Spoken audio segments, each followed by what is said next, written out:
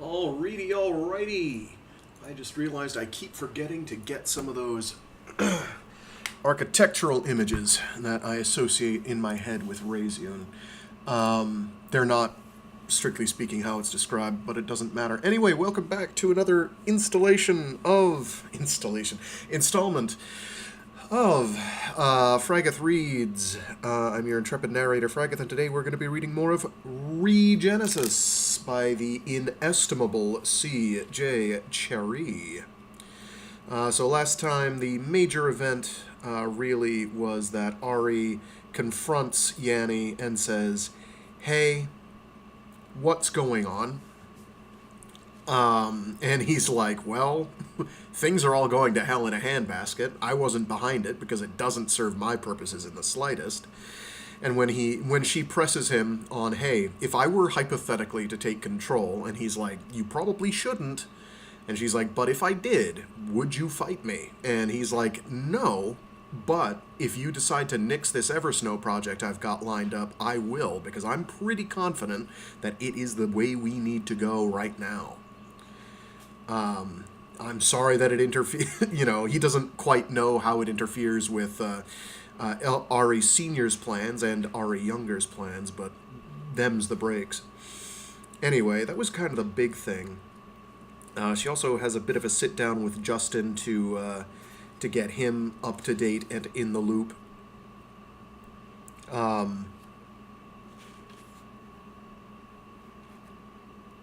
Which he more or less is now. And with that, we start Book 3, Section 3. That mostly gets us up to date. There's a lot of internal monologuing in this particular installment, so a lot of things don't happen. You usually only have like one major event per chunk that we're doing. But still, they are pretty well done all in all. The pacing is different than the previous title, than Cytine. There's a lot of reiteration to understand where characters are at in terms of this is what this character understands is the current status quo, versus, what we the reader know is true. Another author that does this fairly often is, what's his name? I think it's Stephen R. Donaldson. I think it's R. Stephen something. I believe it's Stephen R. Donaldson, and I can't remember the name of the series. There's like two series I've read by him. One which I haven't actually completed yet, need to get around to getting the rest of the volumes on, and the other one which is basically the ring cycle in space, and highly, highly recommend, even though the first book is going to put literally everyone off because it has really nasty depictions of someone being extremely unpleasant to another individual in all kinds of ways. But you need it's I think the title of that one is I think it's The Real Story or The True Story, The Real Story or something, and it's pretty much framed as I need to tell you this story so I can tell you this next one, which is the entire rest of the series. So it frames itself fairly well in that regard. Although it sits on its own pretty well too. The rest of them, pretty much you need to have read the previous ones in sequence to understand what's going on. But the first one, you could read on its own and not be amiss. I mean, that's kind of obvious, isn't it? Anyway, with yapping over, we've got another semi-short one. It'll last us a little while, but it's not as long as some of the ones we've done. And then we should, because Section 3 of Book 3 is pretty short. And then next time, which should be tomorrow. This week is very mercurial, my schedule, so we're getting in ones where we can. We should start Section 4. Let me just... How long is Section 4?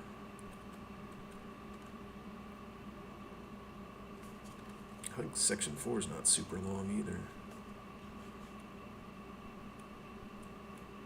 Give me a moment here. Here we go. Yeah, we will bang through Section 4. That one's actually quite short indeed. Let me rotate some bookmarks around real quick. Plop. Alrighty. Was there something else salient? I can't remember. Nothing comes to mind. So let's get rolling. Thanks to everyone who's tuning in. Hi. Hello out there. All right. Let's rock and roll.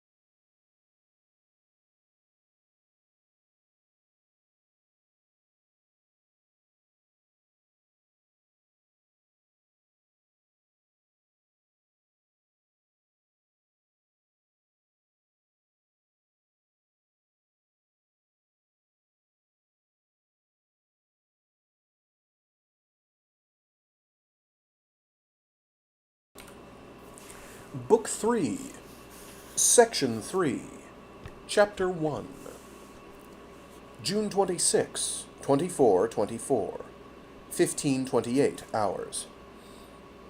Which I think is a skip of 10 days?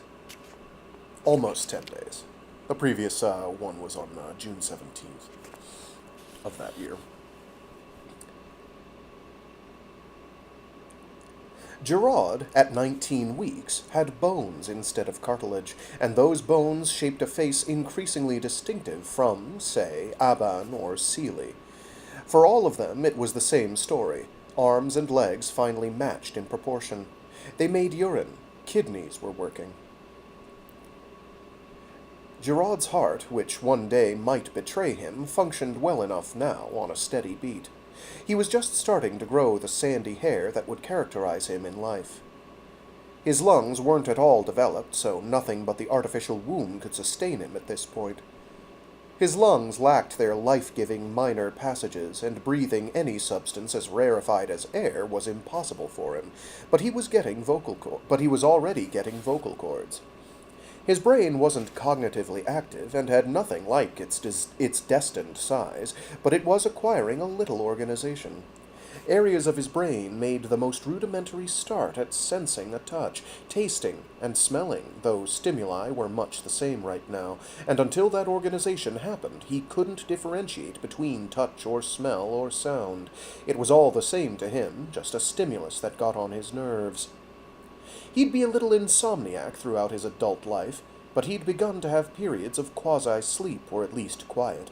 That, again, was the brain, organizing. And his nerves, which had lacked a myelin sheath, had begun to acquire it, which would be a process not limited to his stay in the womb. As that coating formed, finer and finer organization would become possible. As yet, it was very basic. I believe it's myelin. Myelin, if someone knows how to actually pronounce that. Please do. It's come up a couple times already. I'm pretty sure we've run into that one in some cyberpunk-adjacent stuff as well as Peter Watts. My apologies if I've mangled it every time until now.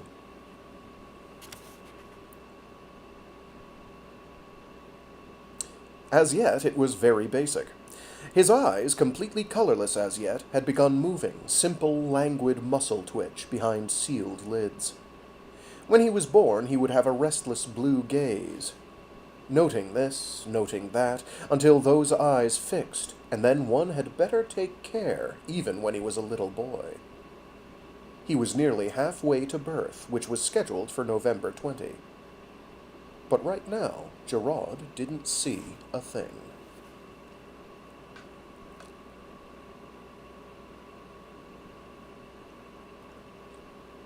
Book 3, Section 3, Chapter 2, July 1, 2424, 0928 hours. I went to see Gerard today. He's at 20 weeks, and about halfway towards his birth date. I don't know why I went, or I'm reluctant to admit it, but things in the house have changed so drastically that I just wanted to get him in view again, and use my brain about him, not my emotions. He's just a baby. He's even gotten to look pretty well like a human being, and I halfway felt guilty about stopping Dennis. I'm sure someday he'll ask about his brother. And I worry what I'll have to say to him to explain it. He'll feel a sense of loss, even for something he didn't have. It wasn't Gerard who really shaped me, after all. It was Dennis. It was definitely Dennis that tried to kill me, and I'm reasonably sure he killed the first Ari, but I'm still trying to prove that, and I don't know what the balance is. Do I have to do to them what they did to me? Do I have to create a mess of an infant's life, to create a man to make a mess of your early life? I'd rather not. And what if I live as long as the first Ari, or longer, and the Gerard I created gets too old and dies, and they have to start over with a new baby Gerard right before you're born? It's all crazy. Making everybody all match is going to be impossible if they go on replicating people whenever they die, and so far they're not saving us all up and starting the oldest first, so it's going to get all scrambled about the timeline. Gerard might drown in the river before he's 40. And then where will we be? Again, a total mismatch. It's absolutely crazy, and I'm the one, and you're the one. The universe has to have continually at work, fast as we can. So, I officially give up trying to make things as exact as I was.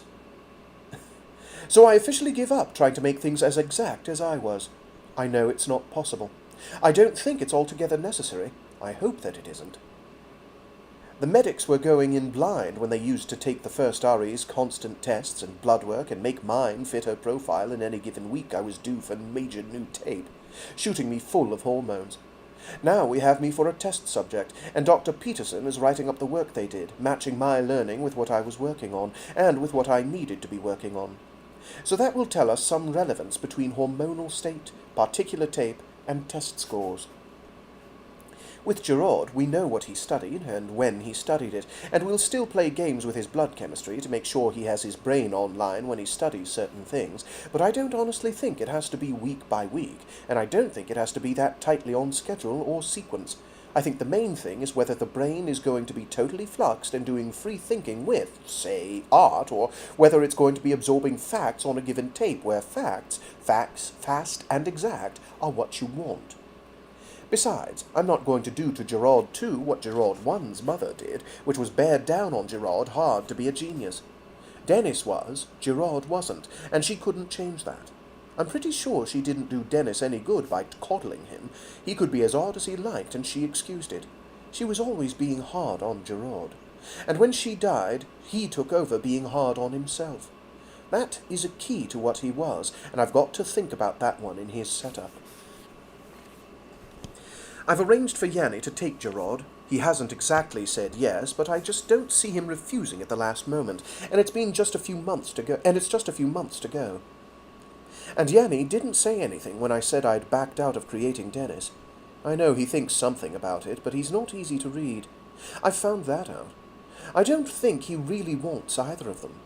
He knows he's going to get Gerard, but I think he feels something about Dennis, and I can't get a straightforward answer out of him.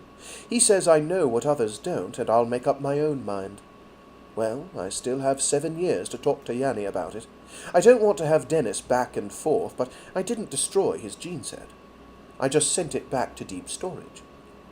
Maybe it would be a little less crazy if I just threw up my hands and declared everything had to follow program as close as possible, and Dennis had to become a thorough bastard and have a mama who was as crazy as the originals was. If I admitted that it's entirely nurture, or the lack of it, that wakes up the genes. Then everything and anything is justifiable. But I've gone off my program, marginally, and I'm still pretty good. And Gerard helped in that. The first Gerard did. He turned downright fatherly with me, warning me, trying to guide me towards survival, even while Dennis was probably telling himself if I got too close to taking over too soon, he'd kill me without a qualm. I have to wonder if Gerard picked up on that, and tried to hit some middle ground between Dennis killing me and my killing Dennis. And instead, Gerard died. It probably wasn't all sweetness and fatherly feeling on Gerard's part. He'd probably been worried about Dennis doing something to foul up everything Regenesis had worked for very selfish reasons. Dennis could be selfish like that if Gerard didn't step in and fix things. And if I create Dennis, Dennis could be like that again, if he turned out to be really Dennis, utterly disagreeable and utterly self-centered, lost in his own world. It may be there's something in Dennis's brain that made that happen, and it could be genetic, essential to what made him a genius. Poor Gerard was just Gerard, and I don't think a little kindness will really hurt him. His end-of-life change of mind was very likely was sincere. I figured that out, trying to plan for a maman for Gerard, and I just can't come up with one. There was that critical a difference between the two brothers. And Dennis, if he had had one strong emotion in his head, wanted him reborn, wanted himself reborn, so much, wanted himself with Gerard. Not because he loved Gerard, I've come to think, because so much about him was sociopathic, but because, to him, Gerard was part of himself, part of his all-important existence. One of the things that drove Dennis to try to kill me, might have been a fear that, when I took over, I might abort Gerard in one sense or the other, either physically or psychologically. And, Dennis knew by then he hadn't won any favours of me, and I suppose I should have kept my feelings a little more secret. Dennis had wanted Gerard back so desperately. But Gerard had never been just for Gerard. That was the difference a little love had made, and Gerard might have interpreted their mother's hammering away at him as a kind of love. In his own way, he might have taken it for that. Gerard was, of the two, far more the wild card. Gerard would attach, sooner or later. If I knew I had a sister who wasn't reproduced, I'd feel deprived, wouldn't I? And knowing it would fester and turn toxic in the process. So maybe I'm wrong. I won't know. I won't know for a few years. I'll see if Gerard asks the question. A lot of things will change in Regenesis. Or maybe I'm deluding myself, trying to change some things back to what they were 20 years ago. My letters had time to get to Fraggoth. An answer could be coming back to me as I write this. Maybe even the people I invited have gotten on a ship and they're coming here. I'll know, before Gerard is born, what the answer is from all those people I wrote to. We aren't making any progress to speak of on the Patil investigation. They've hauled in some Paxer elements, the usual. The investigation of Planis is slow. There are 2 CITs from Big Blue, and before that from Novgorod.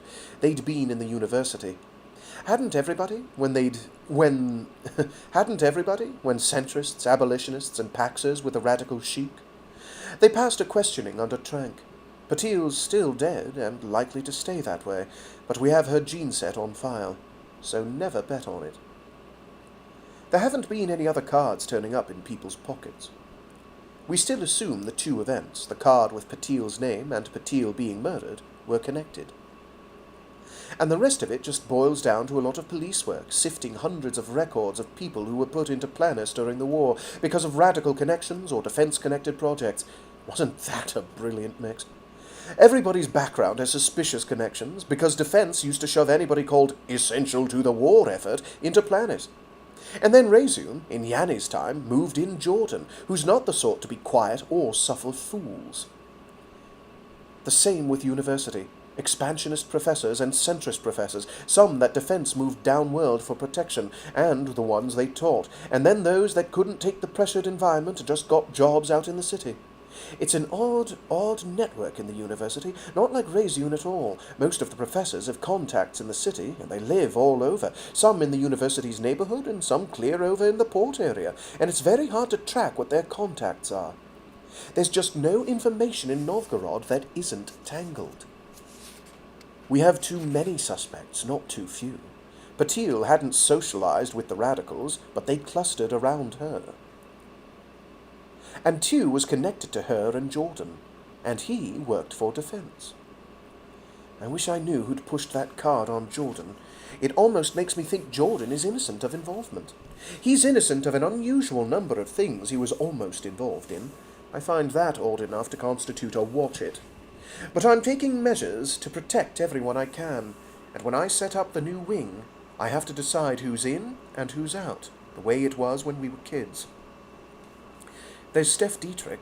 He's been on the outs with us for a long time. He used to be one of us, but he's a troublemaker when it comes to sex, and he can't settle with anybody. People just don't trust him. I don't think I want to bring him in. There's Amy and Maddie and Sam, them first, Justin and Grant. Evgenia Wojtkowski's in a relationship that won't pass muster.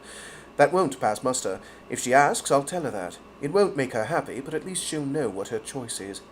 There's Tommy and Mika Karnath, they're definitely in. There's Stacy Ramirez, she's in. Will Morley, he's all right, but his girlfriend isn't. Another Evgenia case. Pity Evgenia's boyfriend and Will's girlfriend aren't interested in each other. And there's Dan Peterson. He's got an Aussie companion, a beta, who's all right. I checked. And there'll be Valerie, if he comes home, and there's room for Gloria Strassen, who probably hates me, and Julia, who's Mama's real daughter, but she'll probably tell me to go to hell. That's all right. I hope she does, and she won't be my responsibility. I suppose I'm going to move in poor old Patrick Emery. He's not that old, he's just dull and a little odd, but then he's my only living real relative but one, so for once in his life somebody's going to be nice to him. And my aunt... God, my Aunt Victoria. She's probably going to refuse to move, but there's room if she wants to. I won't leave her out. Nobody would dare do that. But I hope she'll tell me to go to hell too. She's still offended I exist, and she'll gladly pull the plug on Gerard, never mind Dennis. And I think she's immortal. I hope Valerie comes. I so much want to see him. But there'll be room, too, in that wing for people that aren't born yet. You, maybe. I've no idea who'll bring you up. Amy would be one of the best. But that's, I hope, a long, long time from now.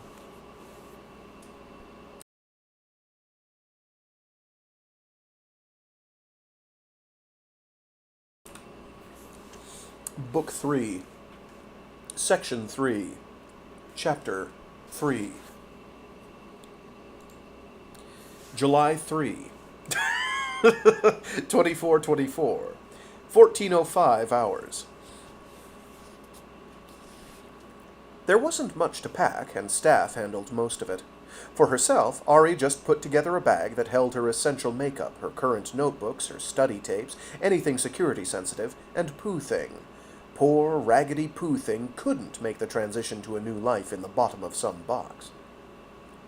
She took her bag on her shoulder. She met Florian and Catelyn, who had also packed their personal items, many of them lethal, she was quite sure, or at least classified, and this time, when they went out to go to the new wing, they didn't take the runabout. They took the ordinary mid-hall lift down, and the three of them, and walked to the L that had always been a dead end, keyed their way through a door that had only opened this morning to a reception by her security. Raphael himself was on duty, and then to a lift that you had to have a key for. The lift took them up to the upstairs hall of the new wing. And it was marvelous. The gray carpeted floor had a ribbon of bright blue rippling down the middle and along the edges, weaving and interweaving not so much that one wanted to follow that path, but providing a hint of cheerful whimsy that she would lay bets was Sam's personal notion, not Maddie's. Okay, so this is, as a brief aside, this is July 3rd. When was the last installment where they were having a look at it where they didn't have any furnishings in? My guts are telling me... Yes, all of my guts are telling me that that was like a month ago. Maybe 2 months.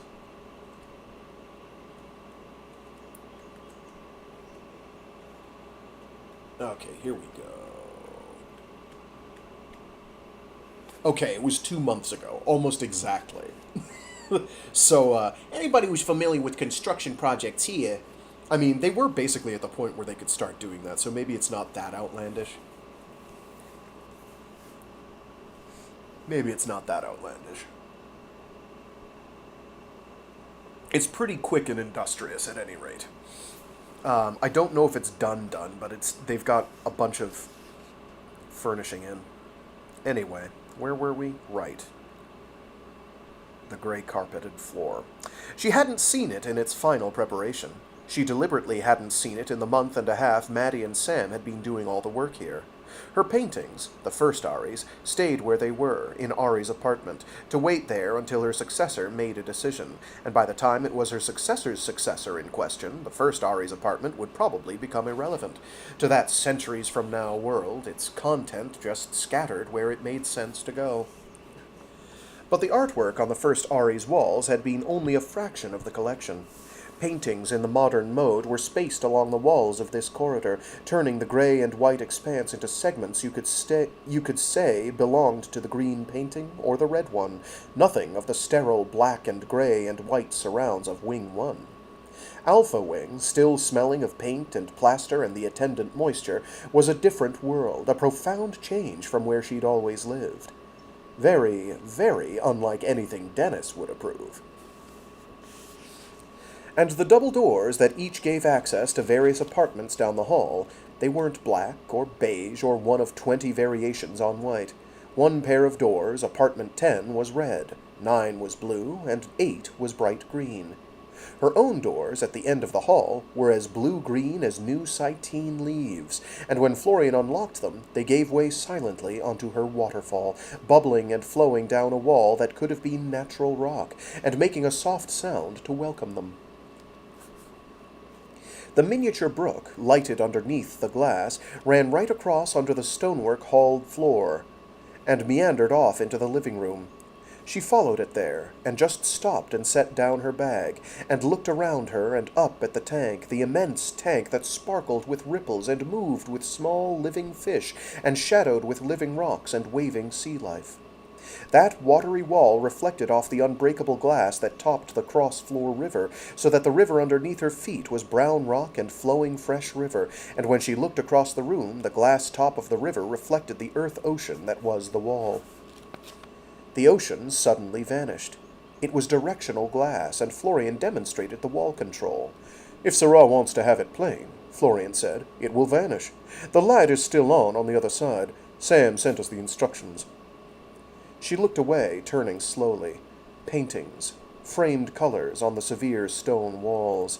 The master artisans of Earth. Part of the living room wall was garden behind glass. The wall that divided the living room from the dining room turned out transparent, with that kind of glass, just like the other. It could turn opaque at the flick of a switch, making the walls something else, making the dining room or the living room a private, undistracted area at need. And the living room, even with the furniture, was big enough for several large sets of people to sit and talk at once, in some privacy. The water sound permeated the space, luxurious and peaceful. Florian switched both walls back to transparency, and the ocean and the garden were instantly back. It was everything Sam had promised. It was magical, top to bottom. She'd wanted to be surprised, and she was overwhelmed. Florian and Catelyn looked around as she did, their own baggage left in the foyer. Catelyn asked, "Are you happy with it, Syrah?" "Very, very." And there was no Sam. She'd thought he might be here to meet her, but he wasn't, which was like him, just to have his work make its own declaration. He'd done it all. Everything was going to be fresh, from the dinner plates to the dining room, rose-colored pottery mostly, to the couches, blue, just as she'd asked, but they turned out a grade blue that went better with the stonework and the water and the plants behind the glass.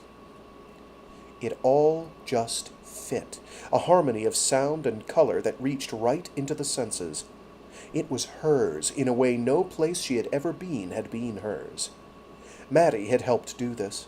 So had Amy, in the organizational sense, finding all the pieces Sam wanted. They'd given her this wonderful place, and she loved them. And Yanni was going to talk about the cost, but she'd told them, do it with their own places. Do it everywhere. Make it right. She was happy, she decided. Really, really happy. She'd been so scared it wouldn't feel right to her, and it wouldn't be home. But it was.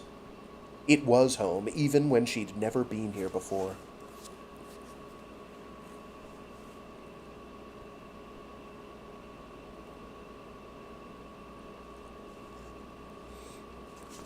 Book 3, Section 3, Chapter 4. July 3, 2424, 1628 hours. Through with work for the day. Oh, that's a period, not a comma, my bro. Through with work for the day. Dinner over at Antonio's, one of their older haunts, over in the main wing, and home again, or that was the direction they were going, in Justin's intentions. Himself and Grant, homeward bound for an entertainment vid they'd looked forward to, and with every intention of spending a quiet evening with absolutely nothing pressing to do. But the door security at Wing 1 said, as they came through into the wing, "Just a moment, sir. There's a message for you." Message from whom was the instant question. Jordan or Yanni were the two fast guesses. It turned out to be a note which the guard called up on his handheld with a few button pushes, and it started out, "Justin, don't be mad." That was Ari. He didn't even need to read the next line to be sure it was going to be something he wouldn't like, a bad surprise about Jordan, or, "Your stuff has all been moved. Most of it, anyway, and the rest will be by the time you get back. Don't worry about a thing. If you want anything else from the apartment that didn't get transferred, you can get it. Just ask security. Go down to the storm tunnels the usual way, go to your left, to where there used to be a dead end, in C corridor. There's a big door there today. To get to the new wing, just use your regular keycard and walk through the doors. Security on the other side will let you in, give you your new keycards, and tell you where to go. I really hope you like it. Love, Ari." Love? Love? Was it? And moved? "Thank you," he said to the guard. "You're welcome, sir." They walked on. He reached the point of decision, at the corner by the lift, and said, "I suppose there's no real reason to go to our apartment, is there?" "I suppose the vid will show up eventually," Grant said. "It probably got switched over to the new system anyway." "We'd better try the route," Justin said. "Find out what we're into." They took the lift down to the tunnels. C corridor always had a nook in it. They'd seen it on a fairly frequent basis since they'd come to Wing 1. 2 days ago, he'd swear it had still had a nook in it.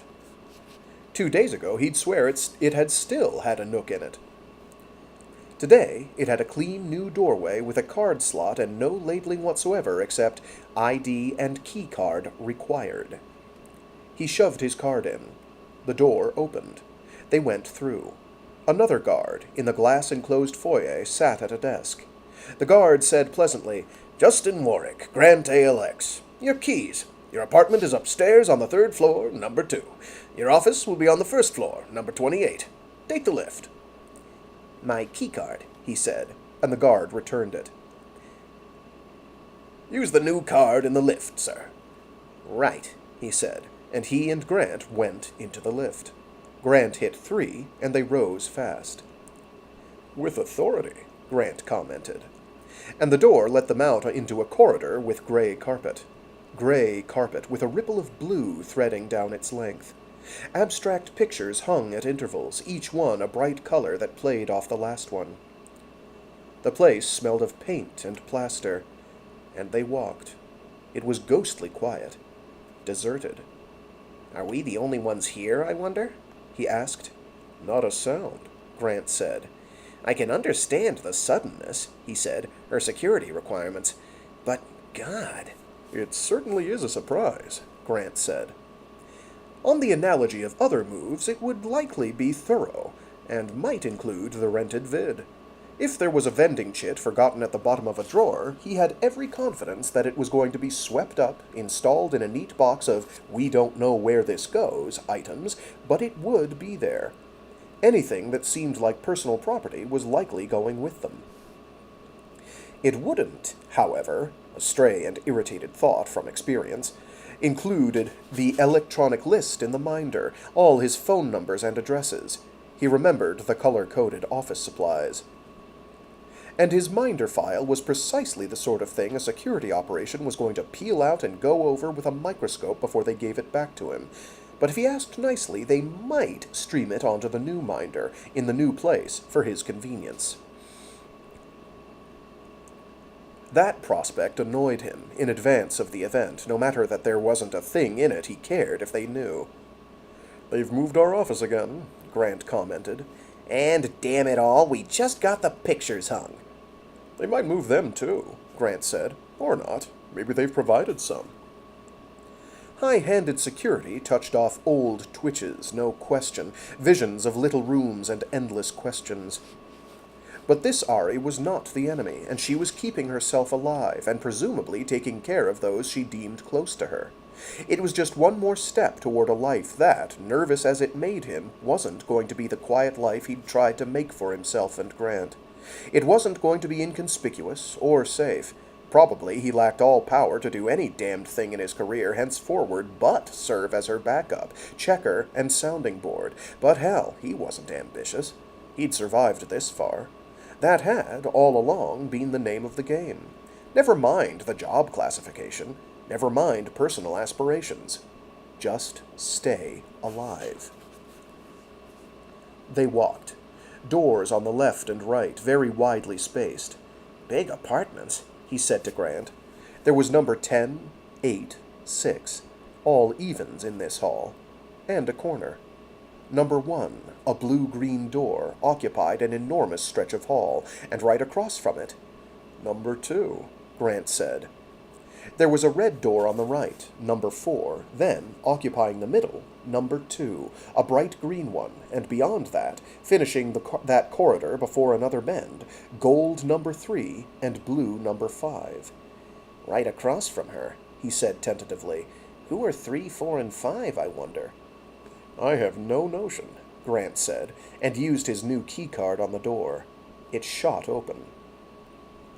The lights came on, brightened overhead, a high-ceilinged corridor with the illusion of mid-afternoon sky overhead. It drew the eye up, in total startlement, made one think, nervously, that it was a skylight. But it went on brightening. There was the sound of water splashing somewhere, and down the hall, beneath it, statuary and pictures, old ones, classic ones. Living room at the left. New furniture. Medium green couch. Abstract carpet pattern in rust browns. Classy. Gold-tone metal edge on the coffee table in front of it. Big wall sculpture in brass and rust brown enamel, an explosion of angles. He just stood there, half blocking Grant's entry, until he realized that fact and walked all the way in. Dining room, beyond that, in brass and glass, tiled floor, like stone. A stream of water ran noisily down one wall, with a splashing sound that carried into the living room and the foyer. My God, he said. Rather pleasant place, Grant said. We can't possibly earn this much, he said. It seems we do now, Grant said, and I'm sure, for whatever reason, we're worth it to someone. He drew a breath, headed back through the apartment to the bedroom. Correction. Bedrooms. There were 3, 1 green, 1 rust and reds, 1 blue, and an office or study in lighter green. What in hell are we supposed to do here? Justin asked, turning from one bedroom to the other in the hall. Is it multiple choice? This must be the main one, Grant said, and walked into the largest-looking bedroom, the blue one.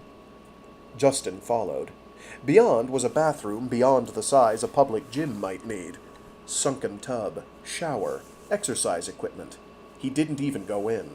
He just turned full circle, saw a bed in a mirrored nook, mirrored ceiling. Good God! He was embarrassed. Grant walked over and touched the switches by the bed. Room lights went down. Water ripple made the whole area look underwater. Dramatic, Grant said. It was.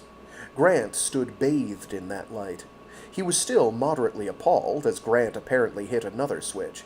It became firelight, playing games on the bed, and in the mirrors on either hand. Third was flashing neon, a blare of music. Grant cut it off, startled, and, after 2 tries, went back to firelight. It was an interesting aesthetic effect. It might be, if nerves could quit insisting the building might be afire. I think she means well, Grant said. I can't imagine where they got this thing, he said. God, what does she think we are? He walked mid-room, where there was a bureau. A vase of fresh flowers of mixed colors sat propping a note card. Dear Justin, it read, I hope you like it. I hope it's not too gaudy, but you'd said all along you wanted color. You're safe here. Staff will do cleaning once a day, or oftener if you need them. You don't have to maintain anything, or cook if you don't want to. The minder has the call button. Wing staff will clean for you. They're all going to be high security. And there's going to be a restaurant downstairs. Oh, okay. Line break for some reason. My brain was like mentally editing what it said. Give me a sec.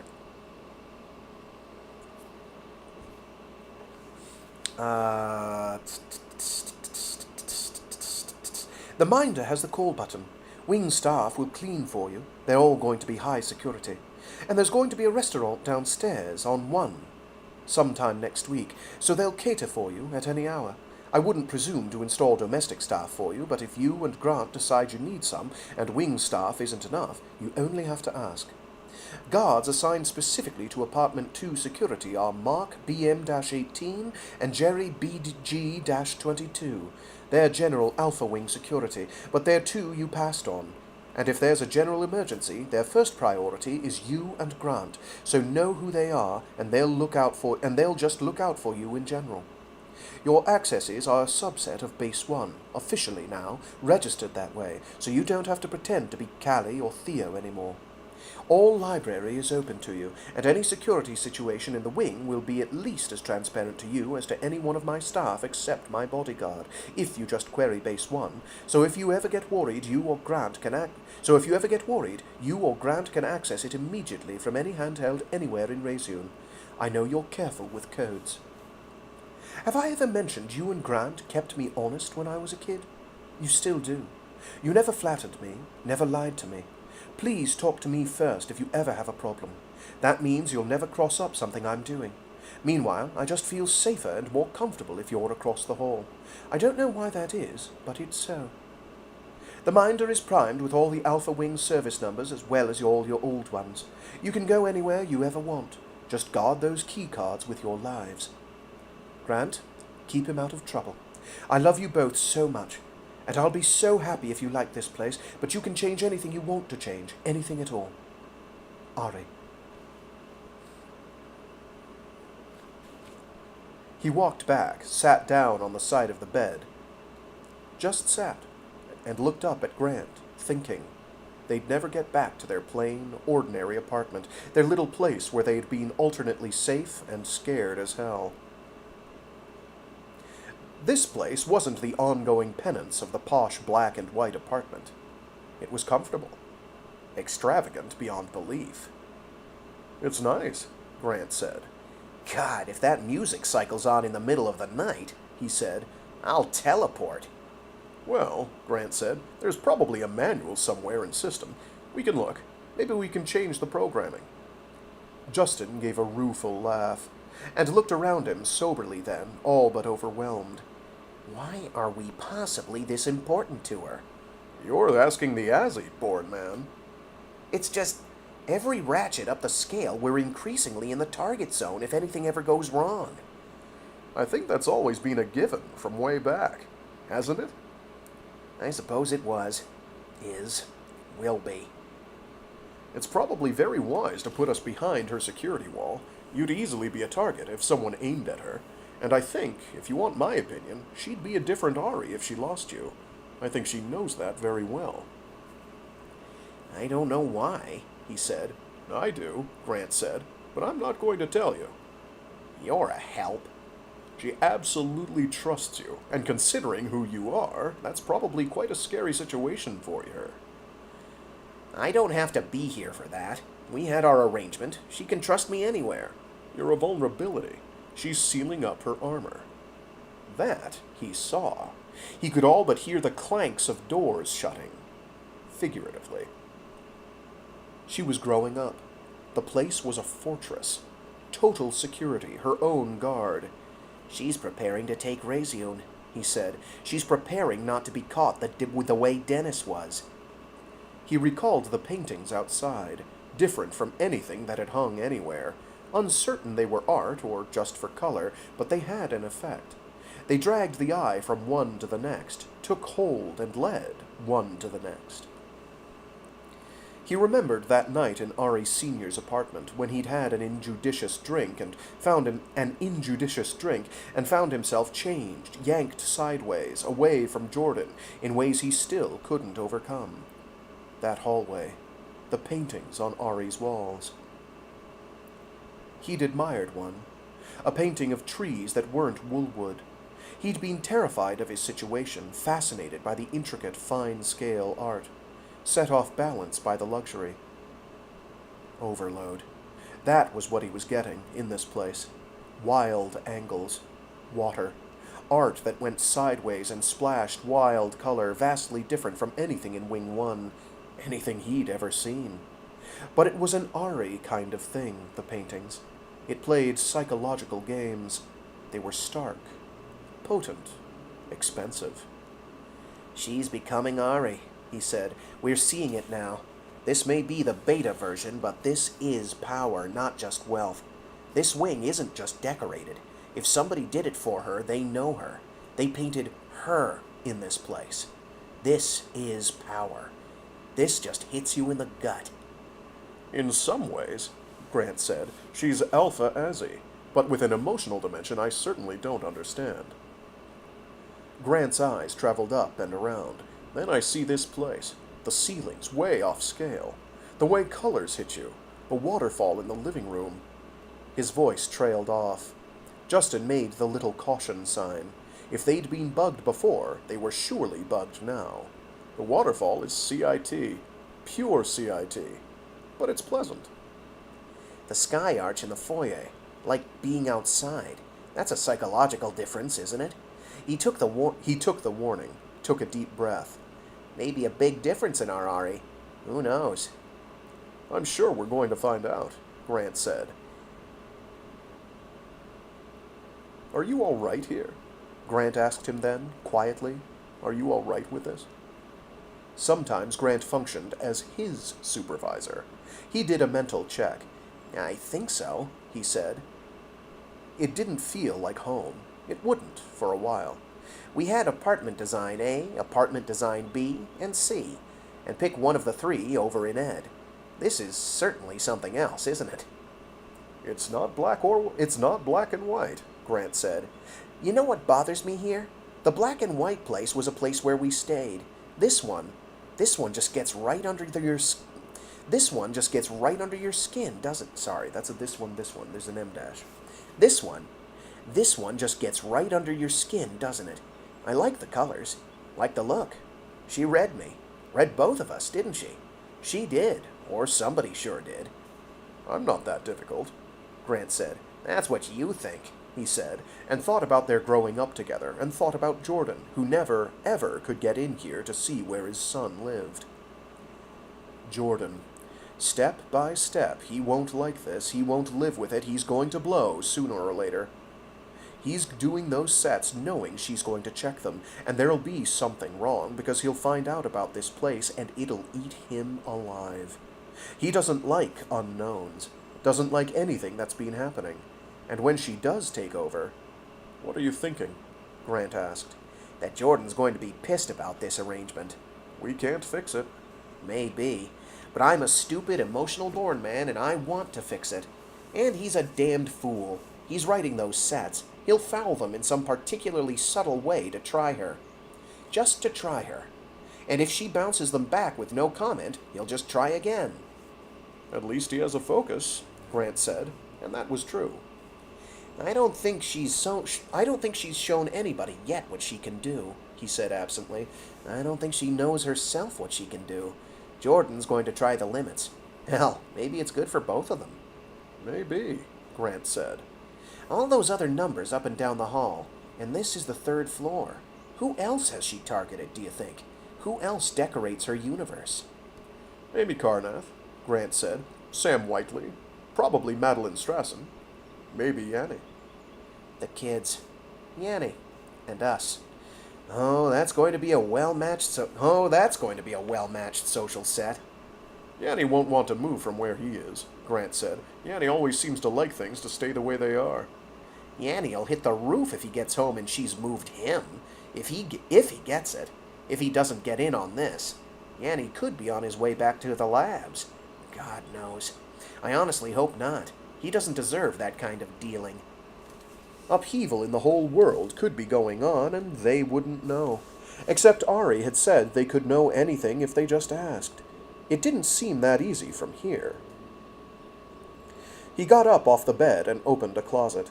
Their own plain clothing hung there, mostly brown, casual, out of place, looking lonely, a little worn and tired outside the offices they'd worked in. What did they do for a living now?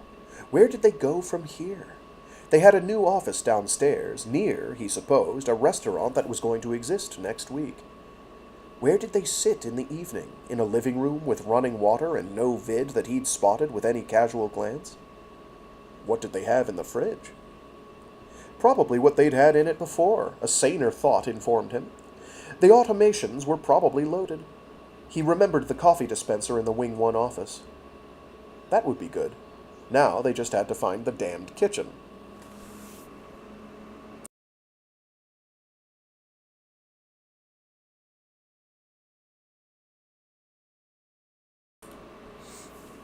I really should have gotten those. It's not really how this is described, but it's like when I first saw images of this place, that I'll post a link to later. Like, it's just what I had in mind for Regenesis. It's like this kind of a. It's this very like 60s futurism look. Very interesting architecture. Very interesting insides. I'll post a link in a minute. Well, I say a minute. I'll post a link when I finish this, and then I'll get a couple of the images that are on the page saved, and I'll add them to the book cover slideshow. I meant to do that before today.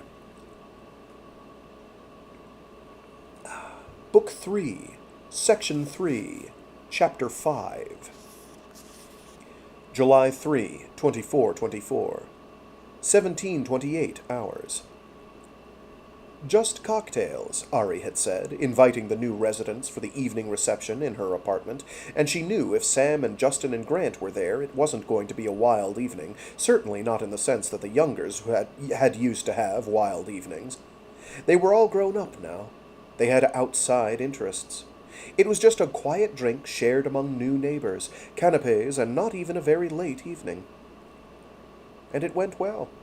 Amy showed up with Quentin. They were a couple, everyone knew it, even if Quentin hung out with Grant and Sam's Pavel and Yanni's decidedly older Frank. Maddie's Samara stood out like a fashion doll in that company. Well, but so did Maddie, who'd arrived in a very pricey azure blue bodysuit with just the tiniest hint of white sparkle lights running at cuffs and collar. Maddie looked fabulous. Amy wore a nice black suit with an electric blue blouse, shocking and stylish contrast to her companion, Quentin, in his black uniform. Bet that Maddie had had something to do with that, too. Patrick Emery showed up. He looked fairly cheerful for Cousin Patrick. He'd already spilled a drink on his coat and had 2 more, and was getting a little loud, but he was family, and Ari felt responsible for him, not to leave him outside the way everyone had, even the first Ari.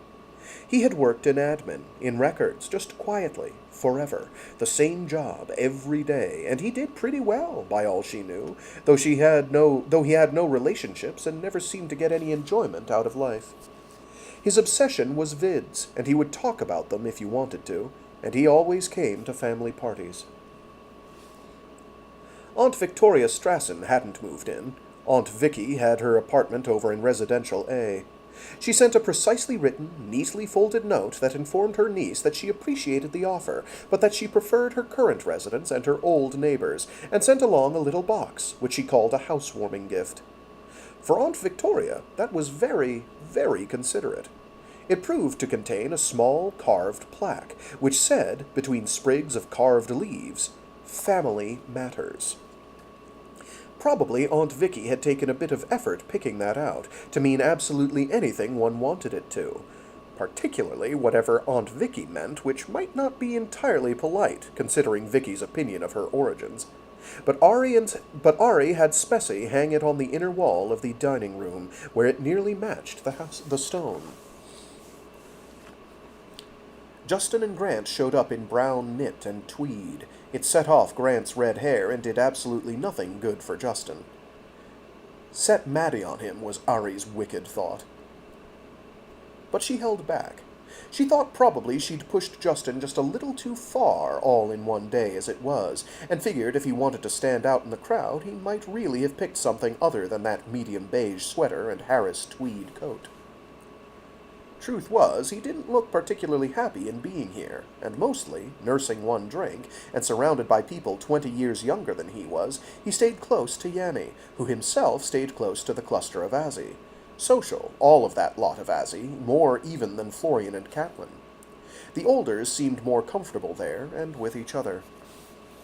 As for Florian and Catelyn, both of them stayed on the fringe of the Azzi group, cheerful enough, but not indulging in wine at all this evening. She'd noted that, not even with these people who were her dearest friends in all the world. She saw absolutely no reason in present company that they couldn't or shouldn't relax, but they didn't let go, not for a heartbeat. They'd worked so hard, so long, they'd gotten her here safely, they'd gotten her friends here, and there wasn't anything wrong tonight. Wasn't there? Was there? Was there something afoot that she didn't know? She almost went and asked them. But she was the hostess, and she had a very conscientious serving staff trying to manage a new arrangement, a new kitchen, and new premises, and trying not to ask questions of her. That was her situation to watch, her current level of crisis being an upset and lost Azzi maid standing there idle. Joyeuse, she said, "you've done very well setting up. Would you mind serving canapes? Go to Wyndham. He'll like your help." Joyeuse took off, happy again. All her younger friends were happy. Sam, with his girlfriend at his side, and with Pavel hovering close to him, was telling one of his stories, talking about the build. Justin and Yanni were talking about something, probably lab business. Or Jordan, their mutual problem. And she wasn't going to think about Jordan tonight. The fish wall was an absolute success. Everyone admired it. Even the Azzi serving kept looking up at it or around at it in moments of utter, unguarded distraction, eyes taking in this and that detail. Amy naturally wanted to know the names of all the fish and everything that waved or moved or crawled in that tank, because Amy's place had a similar tank, but round, a cylinder in the middle of her living room, and her aquarium specialist would serve Amy's place too. Amy knew fish, but she'd never dealt with saltwater, and she was fascinated, happy, and excited. For Amy. Maddie got a waterfall with orchids. Sam got a river all through his apartment with a little pond under a glass floor in the rec room. And Yanni got a big vivarium with lots of little skinks, which were lizards, and plants and flowers. Yanni said it was a damned waste of money. That was Yanni. He was most probably nervous about actually enjoying it. She hadn't asked Steph Dietrich to move in, so there, for someone double-dealing in relationships from the time he was a kid. She'd arranged a very good job at Viking for Steph. He'd live like a prince on a Razun's salary on that mining station, and that was that for him, who'd tried to break hearts in the group, and never had changed his ways.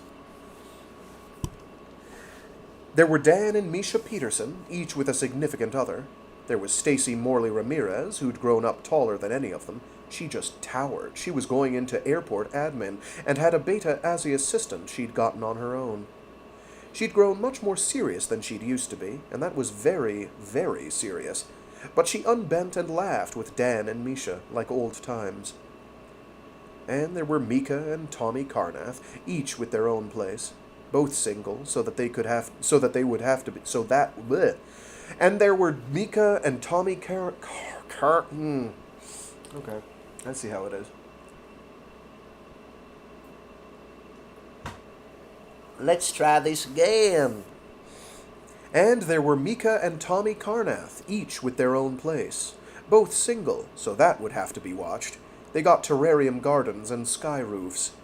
There was Dan Peterson and Will Morley with underfloor ponds. Will had a relationship going with Peterson's sister, Judith, and she was all right. She was a Gamma supervisor and had a clean record, and they were almost engaged. There were no children in the entire lot. That was going to change this November. God, she thought. Gerard. Gerard was going to be fascinated by the skinks. And that would actually work very well. Gerard had so loved little microcosms. He'd visit here with the fishes, with Sam's river. He'd be all over the place. If she were a kid again, in this place, she'd have it all mapped out, and she'd be everywhere. Sam kept company with his significant other, Maria. She looked very nice in a white lace-edged skirt, was a little tanned, a little freckled, a little on the well-fed side, and was very anxious, clinging close to Sam and thus far speaking to no one without being spoken to. But it was nice to have somebody find a relationship who wasn't a security problem, and if Sam liked her, she had to have special qualities. Give Maria plenty of latitude, because it was, in a very major way, Sam's evening, and he deserved to be absolutely happy. Ari found the chance to say so, in the way of welcoming everybody officially. "This is all Sam's doing, all this place. He's worked so hard. How do you like the new wing?" That was a set-up question. Of course, they all had to say yes, and Sam blushed, and looked at Maria, and Maria looked at him with a little blush of her own, adoring, so sweet it was acutely embarrassing. At least she didn't need to single Maria out for a special introduction.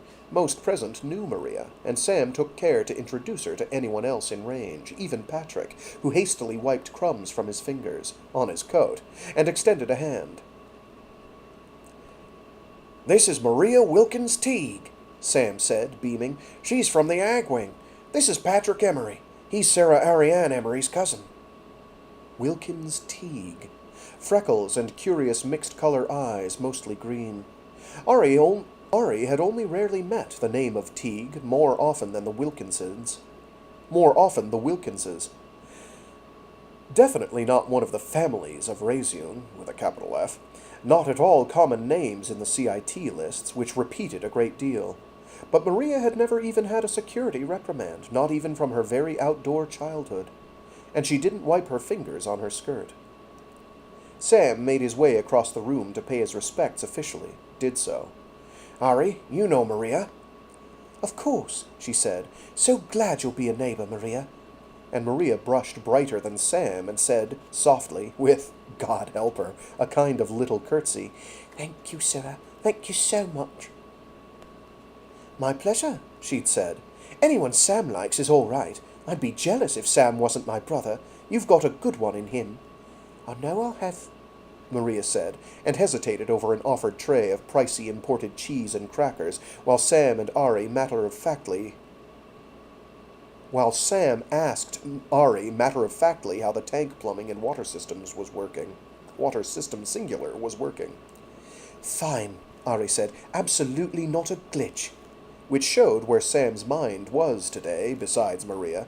He was looking around, up and down, seeing all the forms and the conduits and the works of the place, and he just wanted everything he'd done to work right, all the switches and all the plumbing. She loved him tremendously for that. And Maria had finally taken a peppery piece from the tray and now looked as if the taste wasn't at all what she wanted. Ari pretended not to notice, and Sam, with finesse, simply took it in his big hand and ate it on his way, hooking Maria's arm, as it proved, to show Maria the workings of the electronic glass, which switched on and off in the next moments. Ari wended her own way over to the Olders. "How do you find your apartments?" she asked in general. "Big," Yanni said, in Yanni's way. "My furniture's kind of swallowed up." "But is it all right?" "Yeah, nice," was Yanni's answer. "The garden's infested with fast little things. They ate one of the bugs. I take it they take care of themselves. Where does the shit go? Or are we supposed to clean it?" She was amused. "There'll be maintenance, Yanni. Trust me." "You don't need my beetle now, do you?" She kissed him on the cheek. "It's in my study," she said, holding down my important papers, right along with Gerard's butterfly. "And I will never, never in my life think he's superfluous." "Go on with you," Yanni said. "Carry on this way and there'll be talk." She laughed, moved on, and snagged Justin's arm next. In such a happy mood she went up on tiptoe and kissed Justin's cheek next. "You're a dear," she said. Justin had tried to turn, but she held fast. "A deer, am I? That old?" Not nearly too old, she said, and caught Grant's arm on the other side, and walked them both to the waterfall hall, where there was a bit more room, and the sunset sky overhead. I absolutely meant what I wrote in the note. I want my lessons. I need them, understand? I really desperately need them right now. Is my father behaving himself? The designs Jordan was doing, Justin meant. He's dropped a bug in. Naturally. It went back. Naturally. I'm funny. Oh, I'm just going to skip lines at random, because why would we read the narrative linearly? That makes no sense. The designs Jordan was doing, Justin meant. He's dropped a bug in. Naturally. It went back. Naturally. I'm sure he'll clean that out and add another one. It was funny, and it wasn't. She didn't kiss Grant. She hugged his arm hard. You take care of each other, hear me? It may be chancy in the next few years. I proved who I was in court, but a court ruling is one thing. By the time certain people figure out that I really am what the law says I am, I'm going to be in charge. I'm in charge of this wing, in a way I wasn't ever in Wing 1. And this wing is coming alive tonight. Regenesis is going to know Base 1 is active again, not just tiptoeing around the edges. It can snatch control. It can lock out any other base, just the way it did. I laid it down for a while, so far as people know, but it's up and running full bore now. And as of tonight, Yanni's still director, but every operation in Regenesis, down to the electronics on the precip towers and the off-ons in the birth labs, they're all reachable, if I want to reach them. It's been true all along. I think you suspected so. But now everybody in Regenesis will know it. They'll know it in the town tomorrow, and I give it 24 more hours before it's all over Novgorod and Planis. She hugged Justin's arm. Your father will know it, right along with everybody else, and he's likely to be upset, but I don't want to upset him. I'm glad I'm working with him. It gives him an outlet for his frustration. Is that all right with you? Fine, was Justin's answer, very proper, very quiet, and never quite looking at her. Justin, you're not mad at me. Please say you're not upset.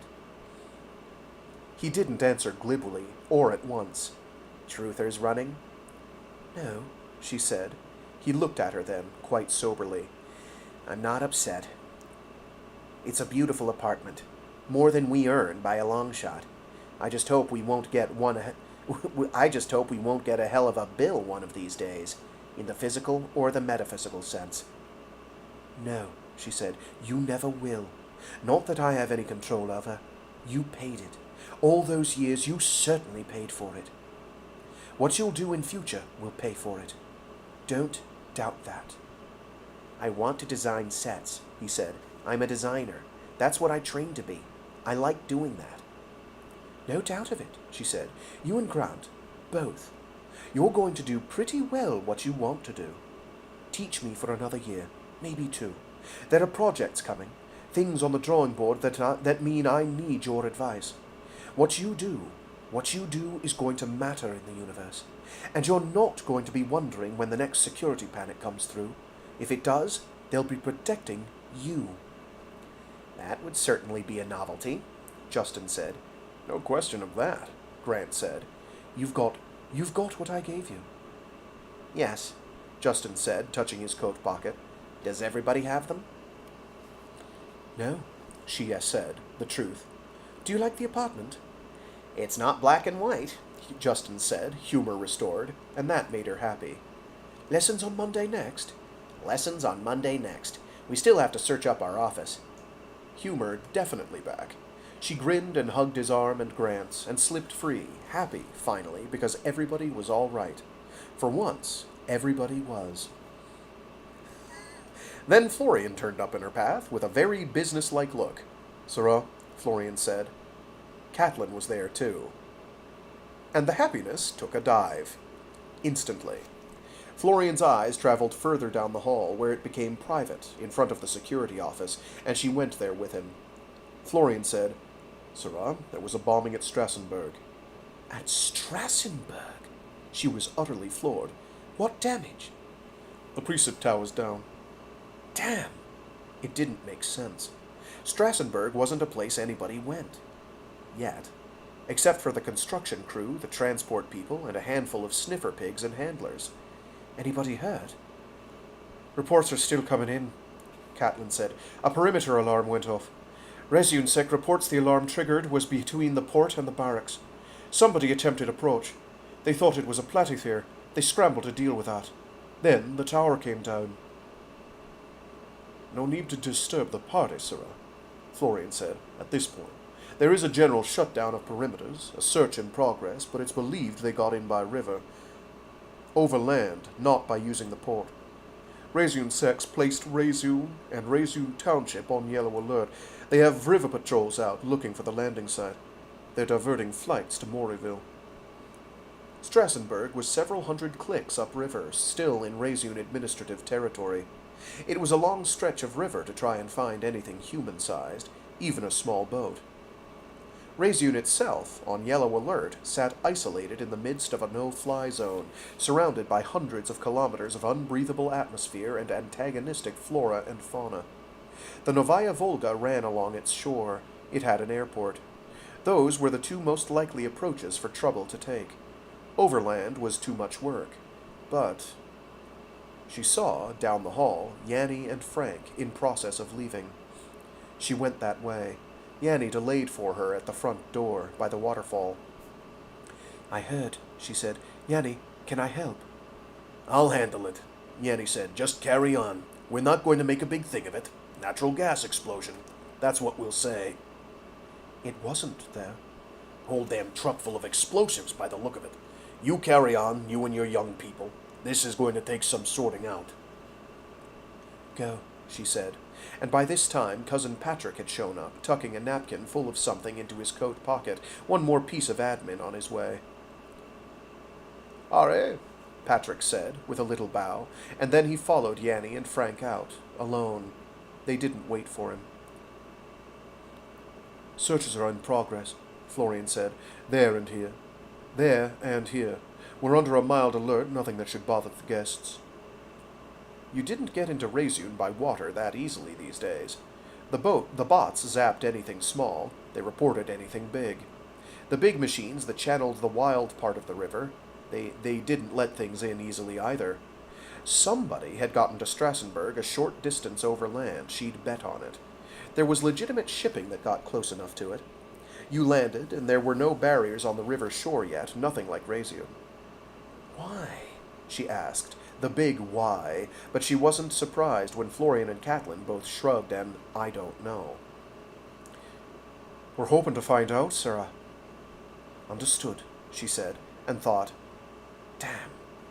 She knew she had a worried, unhappy expression on her face, and tried to amend it as she walked out into the living room, but maybe Yanni and Patrick hadn't been too discreet in their departure.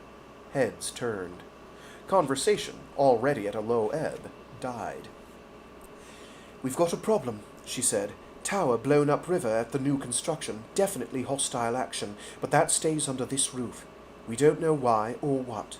We're under a mild security alert here. If you're going anywhere else this evening, use the storm tunnels. Damn, Amy said. Just damn. And conversation stayed dead for a moment. Well, Ari folded her arms and looked at the rest of her guests. So we're stuck here. Anybody want to follow this on the system? Is somebody possibly on the grounds? Maddie asked. Unknown, Sirrah, Catelyn said, but this wing is secure. Also secure, admin, ed, labs, A, B, C, and D. Search of residences A and B proceeding. Search of grounds proceeding, cascading alert. All AG, all AG notified. Slow, Ari muttered. She'd had time to hold converse, and they were just now closing up AG. They can move faster than that. Storm sirens blew. Finally. They advised anyone out to get under cover, into the storm tunnels. Lethals might be patrolling the grounds. The little weed zappers, which already had a camera function, turned suddenly nasty and helping a defense's target. What? Oh, I added A, that's why my brain was confused. Lethals might be patrolling the grounds. The little weed zappers, which already had a camera function, turned suddenly nasty and helping defenses target any response. It wouldn't be a time to be walking around out there. Well, Maddie said with a nervous little laugh, I'll stay in the wing tonight. Champagne, anyone? There were takers, most of the party, and staff moved about seeing to it. It's just become a dinner party, Ari said. In case any of you had planned on elsewhere after this, we'll be serving something, and serving late. Joyous, go tell Wyndham so. Yes, Zira, Joyous said. Catelyn, tell Wes put the security screens up. Yes, Catelyn said. Florian was in the hall, checking something, probably conversing with Wes and Marco, maybe communicating with Raphael and company. The fish tank went opaque, dark blue. Then the other wall came alive with images, some with sunset darkening to night, showing the downed tower from a perspective below the cliffs, some with numbers, and one showing the view from a bot scurrying at turf level across Razun grounds. Ari, Justin came up at her elbow. My father. I'd like permission to leave. Above all else, she didn't want Justin running around in the dark with the whole complex under alert. No, was the reflexive answer. But she couldn't hold on to him, or she'd lose him. She understood that. I'm going to be a space case until you get back. You've got Mark and Cherryh with you. Get your father on the phone. Be sure he's all right before you go anywhere. Security may have moved. Mark and Cherryh can pull rank. He started to protest, but the security comment quieted any objection. Thank you, Grant said, and the two of them went for the door, while she advised Marco to have Mark and Cherryh meet them somewhere before the security desk. Amy drifted over to her side, champagne glass in hand. Something up with Jordan? Not in play, she said to one of her oldest co-conspirators. Whatever's going on, if it's Pax's or if it's not, Jordan's a piece worth pinning down. Justin's just going to tell him we care. Amy nodded, took a slow sip of champagne. Quentin was over with Florian and Catelyn, getting information, watching the screens, which weren't apt to change much this far into the emergency. Just the little robot skittering along in the dark, gone to night vision. From Novgorod to Morryville, even in Big Blue and far-off Planis, that scene was playing. The world was on alert. Wonder if they knew, Ari asked herself. Wonder if this is specially for me. Another housewarming gift. That implied a certain knowledge of the inner workings of Alpha Wing. Oh my god, I skipped it again. That implied a certain knowledge of the inner workings of Razun, where the fact of so many relocations into Alpha Wing had, in fact, created quite a stir, and quite a lot of gossip. The storm sirens still blew. Not a physical storm in the offing, but a storm, all the same.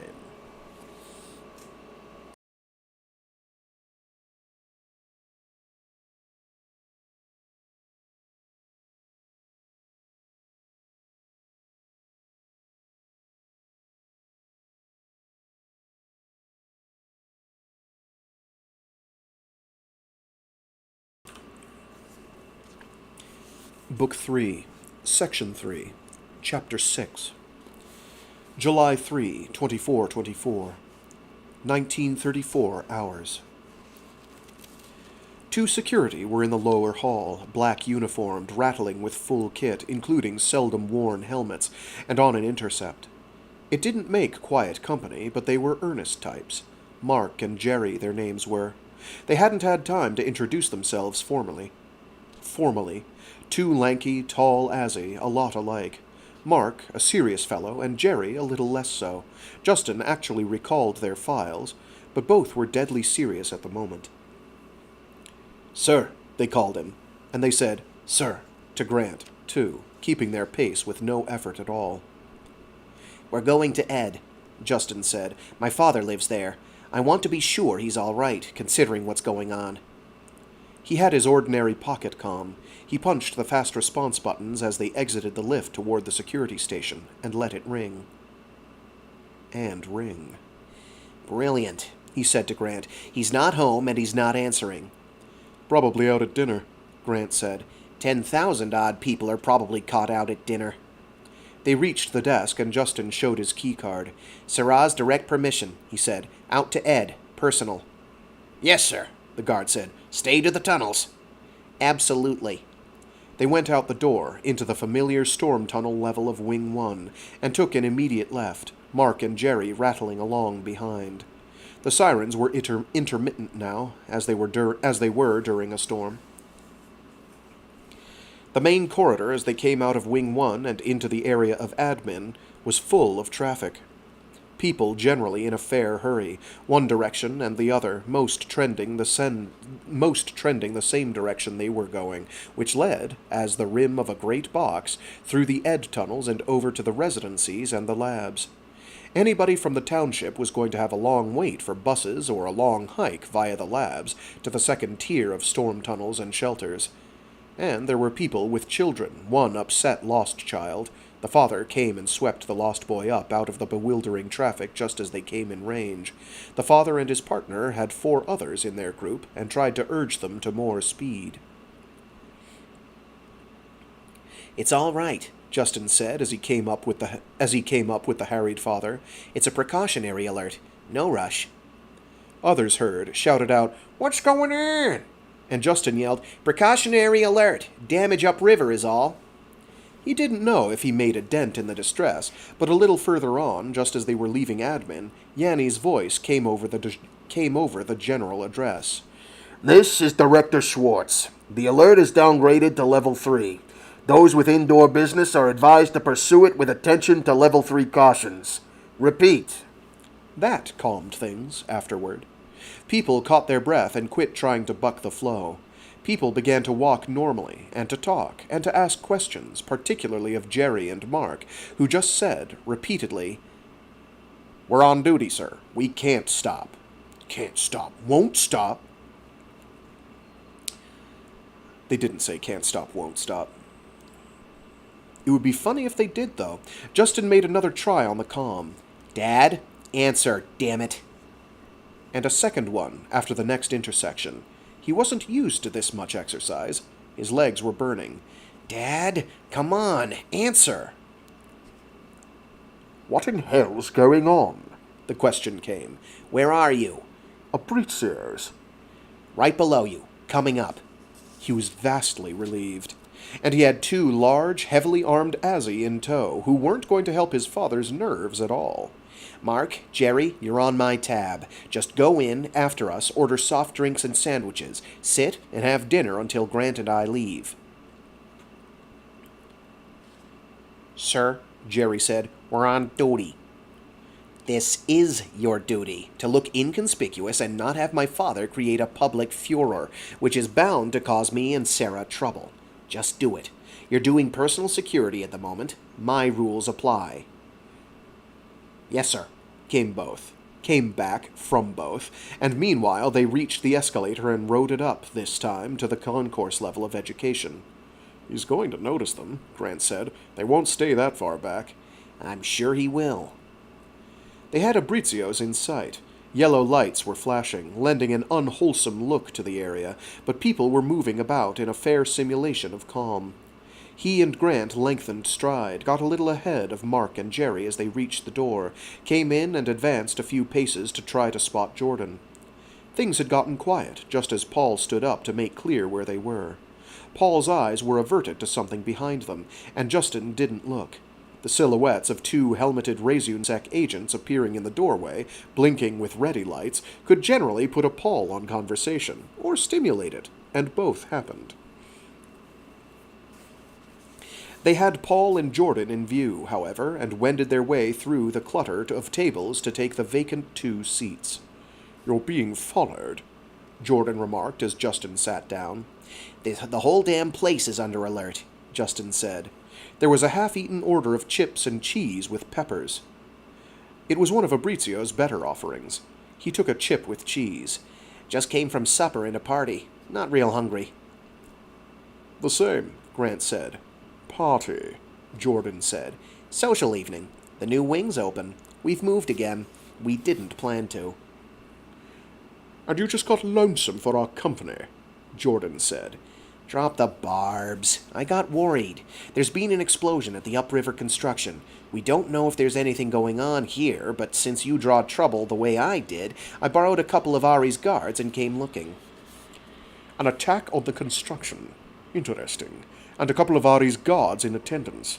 I should be flattered. It's nothing. It's probably just an accident. Hit a gas pocket in a die-off area, something like that. Methane. Blew a new precip tower to bits. Security's on alert, nonetheless. They're not letting anybody onto the grounds. We heard the announcement, Jordan said glumly. At least Mark and Jerry had taken off the helmets and the lights on their gear didn't show. The waitress was over there. They were making their order, likely soft drinks. Maybe sandwiches. Well, I was going to call you. We just had one thing after the other. We took an early supper, headed home from the restaurant to find out we'd been moved. My number hasn't changed, neither has Grant's. Office, the whole thing. Then we had a note on the minder we were due at a reception not that long after, so we didn't actually change for that. Just went. Had a few drinks, so I'm at max. I was going to call you in the morning. We just heard the warning sound, Jordan said, and there hadn't been any advisement they were going to make weather, so we figured it must be a natural storm. Guess not. Methane, eh? Some of the web of lies he told Jordan just overloaded. Sometimes the web of lies he told Jordan just overloaded. Sometimes, if things were ever going to be different, there had to be a dose of truth. Fact is, he said, lowering his voice, it probably wasn't. Somebody apparently blew up the tower up at the new construction. Somebody? The usual suspicion goes to the Paxers, but that would be major for them, a real break with habit. Logistics. Jordan had leaned forward, and Paul had too, both of them just taking it in, and for the first time in a long time there was no bitter edge.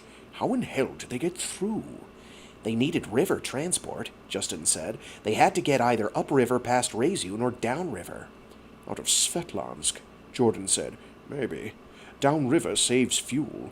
Not much civilization up there, Paul said, or wasn't, last we knew. Mining, shipping, plenty of opportunity to lay hands on explosives.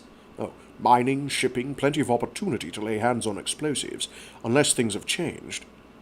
Not much to stop them going ashore at the new construction, Justin said. No filtration equipment like here. No weir. No bots. All they'd need to do would be get a boat somewhere, load it with something, go ashore in suits, get out again. So what? So what? Jordan asked with sudden sharp focus, would anybody at Svetlansk have against whatever's going on at this new construction? And how much to tell Jordan? How many secrets to dance around? He'd gotten a response with the truth, a real change of disposition out of Jordan. He could make Ari mad. But Ari said she wanted to help Jordan. And was that the truth? Jordan, he said, I'm going to tell you something I don't want to go beyond you and Paul. The new construction is another township in the works. Name of Strassenberg. Strassenberg. Jordan gave a short, bitter laugh. My God, she's building a city. But he kept his voice down when he said it.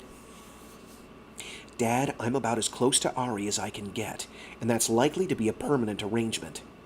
Jordan drew back a little at that, and Justin brought his hand down on Jordan's, pinning it. Just listen to me. Permanent arrangement. It's where I live. I'm not her lover. I'm her teacher, and I'm not inclined to say no. Clearly it pays well. I want to do it, Dad. I get things out of the arrangement. Oh, I'll bet you do. Listen to me. She's damned smart. Is that a surprise? But I get access to the first Ari's notes, so you should know money isn't the game. Neither is sex. Jordan tried to move the hand, and he held it, hard. Listen. Talk to me about this. I want you to understand me just once. I'm learning. I missed a hell of a lot during the bad years. Same as you. I'm getting a break, and I'm taking it. I don't think that's such a bad deal. Count your change. That's all I'll say. She'll use some of the things I know, yes. But meanwhile, I get input in what's going on in the world. I get some policy input, and that's important. I get to have a say. Sure. As long as you agree with her, you'll have a major say. Wake up. I'll have to see how it plays out. I won't know. But I'm not locking myself away from the chance. You look pretty well locked away to me. You don't get a say in who you can let in the door, do you?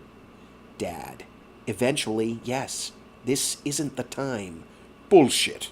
Jordan jerked his hand free. Paul, have you had enough? We'll walk you back, Justin said. The hell. With those two over there? The hell you will. Paul, come on. He stood up, looked down at Justin. You're rich. You pay the bill. Sit down, please. No thanks. Jordan headed for the door, Paul in his wake. Justin got up. Grant did. Grant, Justin asked him, pay the bill.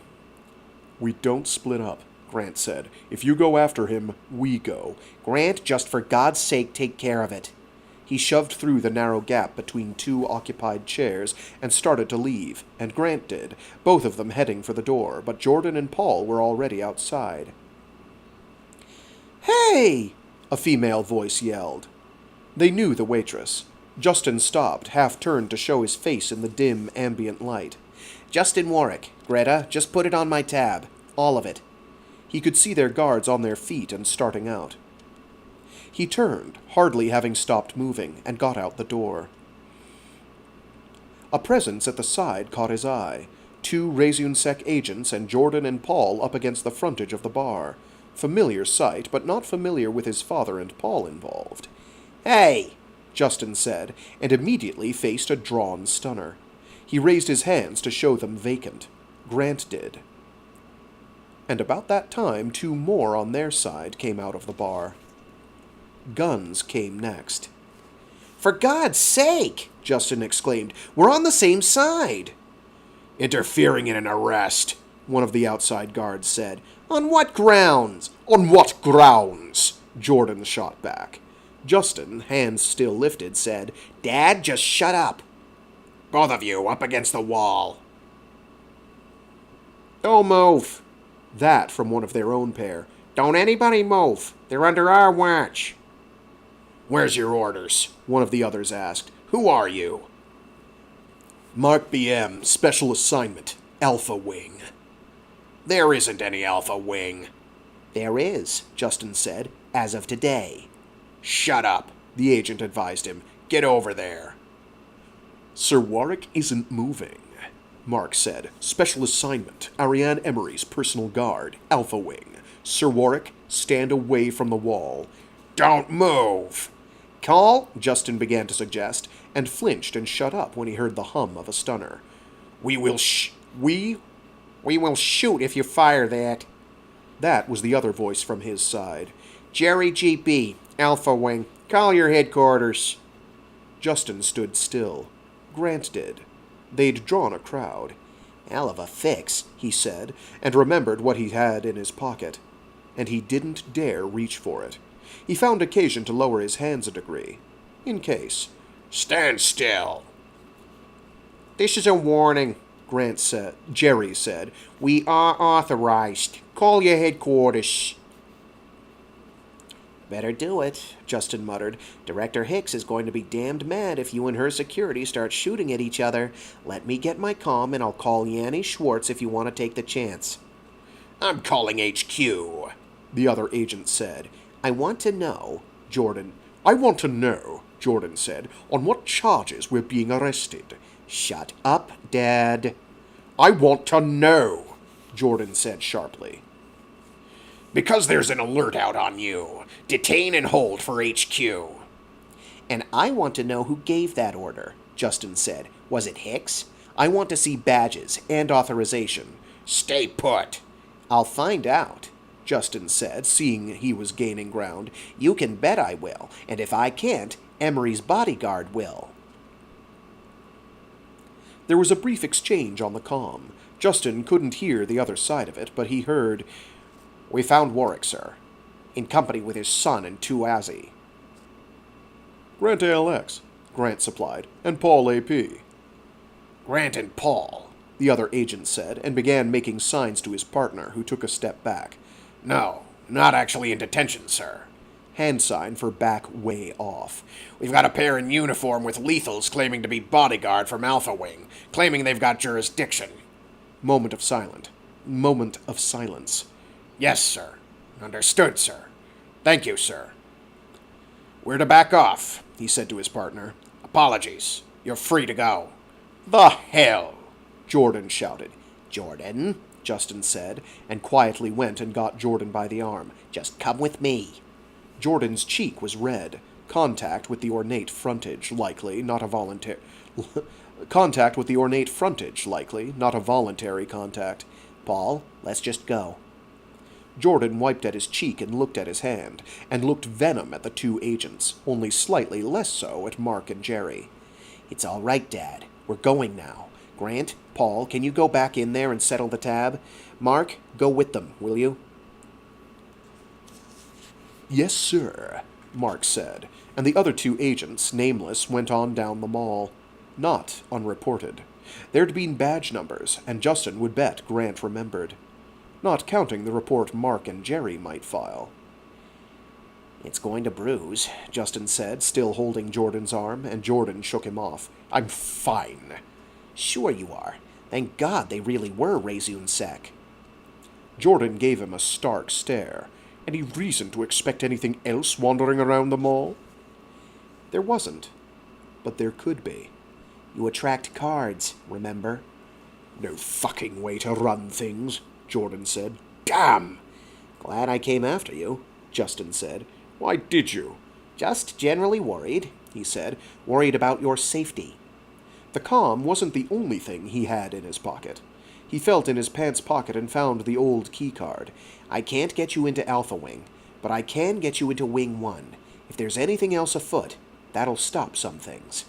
Since when Wing 1? Since it's mostly vacant. Since we have a perfectly good apartment there we still have keys to. You'll have to go out for meals. I recommend the admin section.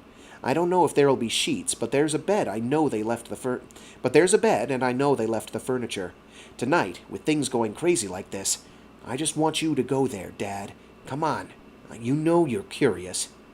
I know that wing pretty damned well. I know her apartment pretty damned well. She's not in it. She's in Alpha Wing now. Security there's still tight, however. Well, it's tight here. You saw what came of it. If I tell Wing 1 security you belong there for a while, I don't think anybody's going to bother you, Dad. That's a period, not a comma. If I tell Wing 1 security you belong there for a while, I don't think anybody's going to bother you. Dad, just do me the favor. Please. I'm begging you. For Paul's sake, don't mess around with this. You're on somebody's list, and some stupid order got fired off when the alert went out. Maybe an accident somebody just let happen, but I don't want you running the risk. Bruises heal. A stunner's not damned funny. He pulled the keycard out, offered it. Yours, until I get this sorted out. You get us in there, Jordan said with a shadow of that sour quirk he could take on, and security doesn't nail us twice in the process. And I'll be very interested to see how it plays with Her Highness. I'll talk to her. So nice to have a son who has pull. Come on, he said. Paul and Grant came out of the bar, mission accomplished, he trusted, and caught Grant's eye, and then turned to Mark and Cherryh. You understand what I'm doing. I'm moving my father and his companion into Wing 1, our apartment there, where they'll be safe. I want you to advise your command we're doing it, tell them what's happened, and say my father would appreciate it if he had sheets, towels, and a bar set up. Yes, sir, Cherryh said. He'd tossed the last in.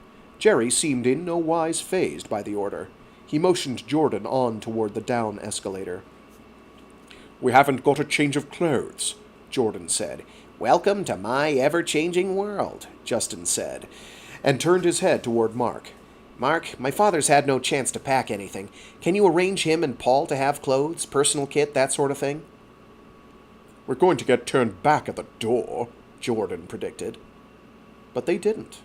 The Alpha Wing keycard got them right through, and the ever-present Wing 1 security guard said, Justin Warwick, sir. We have orders from Alpha Wing. Go on up.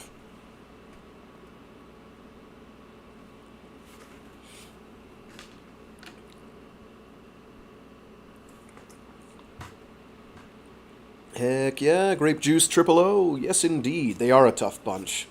Rezun Sec, as we established in Cytine, is they're on a hair trigger. Make no mistake, they're not living in a utopia here. Like, this is very Orwellian. Like, this is like police state to the max. Like, every room in your house, except for maybe the bathroom, has like some security apparatus watching you 24/7. Like, people act like it's normal in this, which is maybe one of the spookiest aspects of the whole thing. Like, that's why Justin is a great perspective character, because he's like, he's always thinking about it, and you, the audience, know that he's thinking about it. Because he tells you that the internal monologue is telling you that he's thinking about it. So it's like, oh yeah, no, this is really messed up. Like, this is very dark. Where they live. It is not a happy place by any means of the imagination, at least as far as we're concerned. But if you're all following the rules, everything's fine, more or less. Well, if you don't have anything to hide, you shouldn't be worried. Right. They rode the lift to their old apartment. Silence aboard, just the thump of the car on its tracks. They got out into a hall as brightly lit as ever, right by their door. Go ahead, Justin said to Jordan as they reached the key slot. You've got the key. Jordan put it in, opened the door. Their living room, their couch, and a small tray of canapes, and another of vodka and glasses. That wasn't sitting here all day, Jordan said. That's from the party, pretty clearly, Justin said. He walked over and turned on the auto bar. Still stopped. Good they brought the glasses. Clearly they've got a key to this place, Jordan said. There's no place they can't get, actually, Justin said, and took a look into the bedroom. Sheets and towels. I imagine your clothes will arrive shortly. Fast service, Jordan said. She approves, Justin said, fixing Jordan with a level stare, or you wouldn't get the canapes. Jordan didn't say a thing, just walked back into the hall, had a look at the bedroom, and walked back again.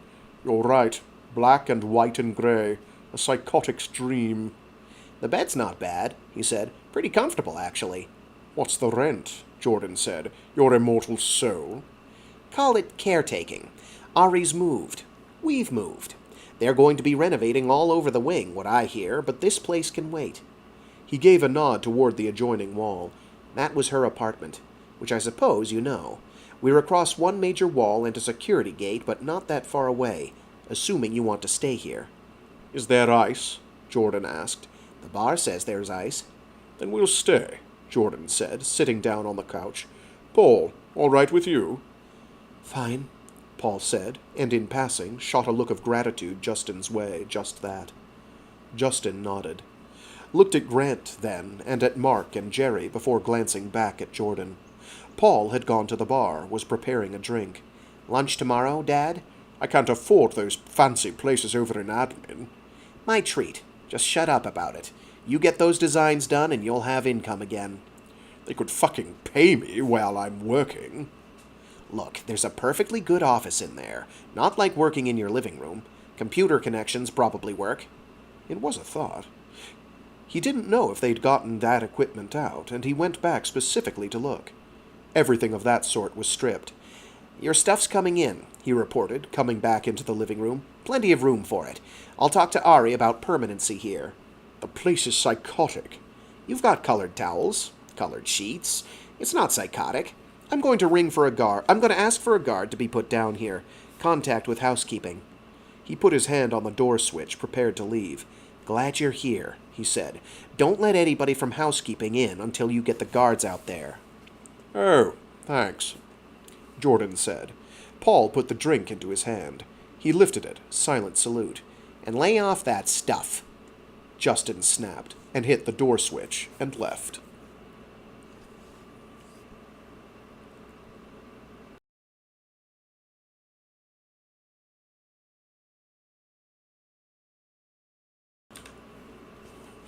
Book 3, Section 3, Chapter 7. July 4, 2424. 0251 hours. The party ended late. The party ended, late, with all youngers in attendance, those who didn't have responsibility for the safety of Rezun. Sam made a few calls to check on Fitz and crew, being sure that personnel had gotten out unscathed at Strassenberg, and Ari just keyed into Base 1 in her office and searched up details Sam couldn't get. Rezunsek had sent a plane up there with senior officers. They'd landed at the airstrip, and they were trying to track whoever had gotten up on the cliffs with that much explosive. Boats were searching the shore for any sign of landings. About the time they got some boats on the site, guarding the area. About time they got some bots on the site. How am I... Yeah. No, I read the first part correct. Okay. Boats and bots, man. Boats and bots. Rezunsek had sent a plane up there with senior officers. They'd landed at the airstrip, and they were trying to track whoever had gotten up on the cliffs with that much explosive. Boats were searching the shore for any sign of landings.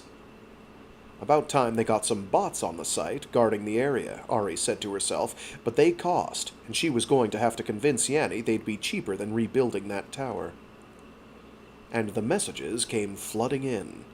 From Yanni: "We've had an armed confrontation with your god in the middle of the Education Wing Mall. I have enough on my plate without the Warwicks at it." From Rezunsek: To Sarah Ariane Emery, Director, Alpha Wing. From Office of Adam Hicks, Director, Rezun Security. Posted by Kyle, AK-36, Duty Officer, Automated System. This is to notify you that staff under your supervision has violated, Code 2871-82, Section 3, resisting arrest. Code 2281-91, Section 1, interfering with Rezun security officers in the performance of their duty. Code 2281-91, Section 2, inciting others to interfere with Rezun security officers in the performance of their duty. Code 291-1, Section 2, involvement of Azzy in the commission of a crime. It went on for a list of 21 items. It made Raphael's note compulsory reading. To Sarah Ariane Emery, Director, Alpha Wing. From Raphael BR-283, Commanding Officer, Alpha Wing Security. Officers Mark BM and Jerry BG accompanied Justin Warwick to Abrizio's Bar and Grill in the Education Wing, where, pursuant to the orders of Justin Warwick, they disengaged but observed. Justin Warwick engaged Jordan Warwick in private conversation at another table. Jordan Warwick left by the bar and was placed under arrest outside by officers BY-210 and BO-8 of Rezun Security. Justin Warwick objected. Rezun Security threatened him with a stunner while applying restraint to Jordan Warwick. Alpha Wing Officer Mark BM then drew a lethal and Alpha Wing Officer Mark BM then drew a lethal and instructed... I keep expecting it to say lethal weapon, and I just can't right now. Alpha Wing Officer Mark BM then drew a lethal and instructed Rezun Security to stand down. Oh, even better. She skipped to Justin's message. Ari, forgive me. I lost my head. It wasn't Jordan's fault. It went on to say, on my own discretion, I told Jordan the nature of the upriver construction and the incident there. His reaction was sympathetic, and despite the public locale, the ambient noise was as good as a silencer, so I am relatively confident no one overheard. Conversation kept to a quiet level until Jordan left the bar with Paul, whereupon they were arrested by Rezunsek personnel outside the bar. Grant and I followed, an argument ensued, and Mark and Jerry intervened to abort the arrest of all of us. I think Mark and Jerry will report more details. You know that I put Jordan into our old apartment. I apologize. If you want to talk about this incident, I'm available at any hour. I very much regret the inconvenience. There was even one from Jordan Warwick. I don't know if this will get you, but it's a nice place. Thanks for the tray. She wrote back. To Yanni. Sorry about that. There was a communications problem. I'll communicate with Hicks and straighten it out. Keep me current with what you find out on the other matter. If you need me, call. To Adam Hicks. We had a problem tonight. Jordan Warwick should be subject to observation, We had a problem tonight. Jordan Warwick should be subject to observation, not arrest during general curfew, unless, as per any other CIT, he violates the law. Justin Warwick is not to receive any reprimand for his actions of last night. All charges are to be dropped. Jordan Warwick is now resident in Wing 1 and has received rights of access there. To Raphael, your personnel acted as they ought. Please stress that they should contact Regenesis command offices and cite my authority to defuse any further such situations, so long as Alpha Wing personnel are safe, and that should remain the priority. Under no circumstances is any Alpha Wing resident to be arrested on any charge without clearance from me. To Justin, I knew it was going to be interesting when you left the party. I'm glad you're all right, and it's all right what you did. That information is due for release soon anyway, before the news obsesses about it. Jordan is safer where you put him, and I don't think I could have persuaded him to go there. Congratulations on that part. Please write Hicks and Yanni a meaningful apology and say you were following my orders. And, not least to Jordan, who'd actually initiated an exchange with her, you and Paul are welcome. You can contact the Office of Domestic Services, Alpha Wing. The reminder will have the number and arrange a pair of beaters, set of your choosing, to serve as a domestic staff, if you like. Justin and Grant never opted to have anyone live in. That was their choice, but they relied somewhat on my staff. Now that I'm removed from that area, you probably will find it easier to have someone to take care of the day-to-day operations. It is, however, entirely your choice. I hope you like the place. Last was a mundane detail, an order to the ODS to allow exactly that, to send the bill to her office, and to allow Jordan Warwick, whose request would otherwise ring bells all the way to Yanni's office, to come and go on his own. She leaned back, then, still in her evening finery, and got up, called Joyce to get her up. She leaned back, then. There was an extra comma there that I wasn't expecting.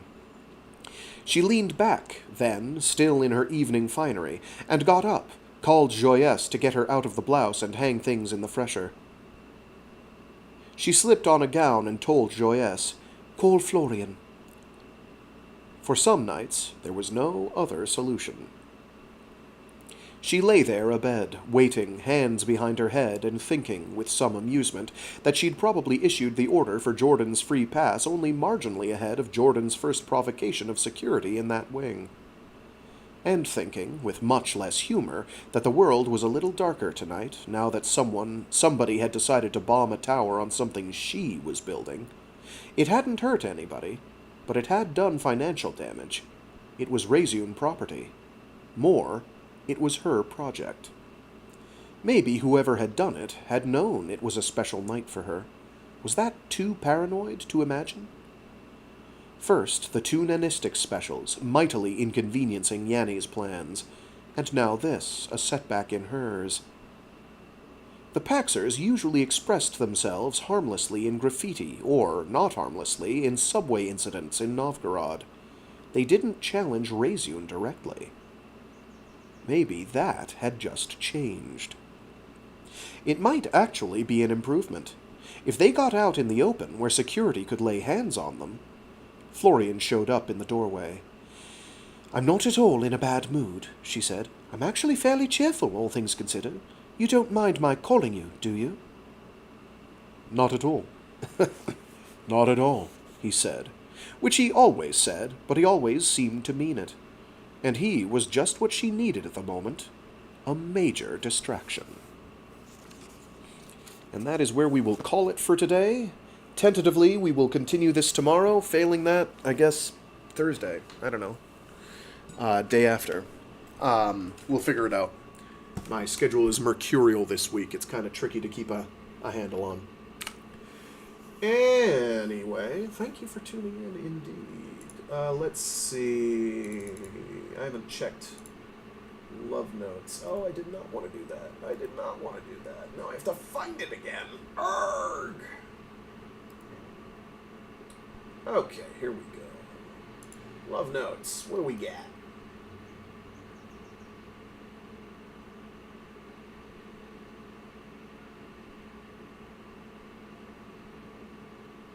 Oh, yeah, Teresha F comments, your channel has opened me up to more sci-fi reads that are not boring, and you sound excited and fun. That's good. I try hard. Sometimes it's actually very difficult. Sometimes by the time I'm getting to the end of something where I'm just like, okay, I'm done with this. It's tricky, but usually by the end you're hitting the climax anyway, and it's rad, and I'm all here for it. Let's see, what do we got?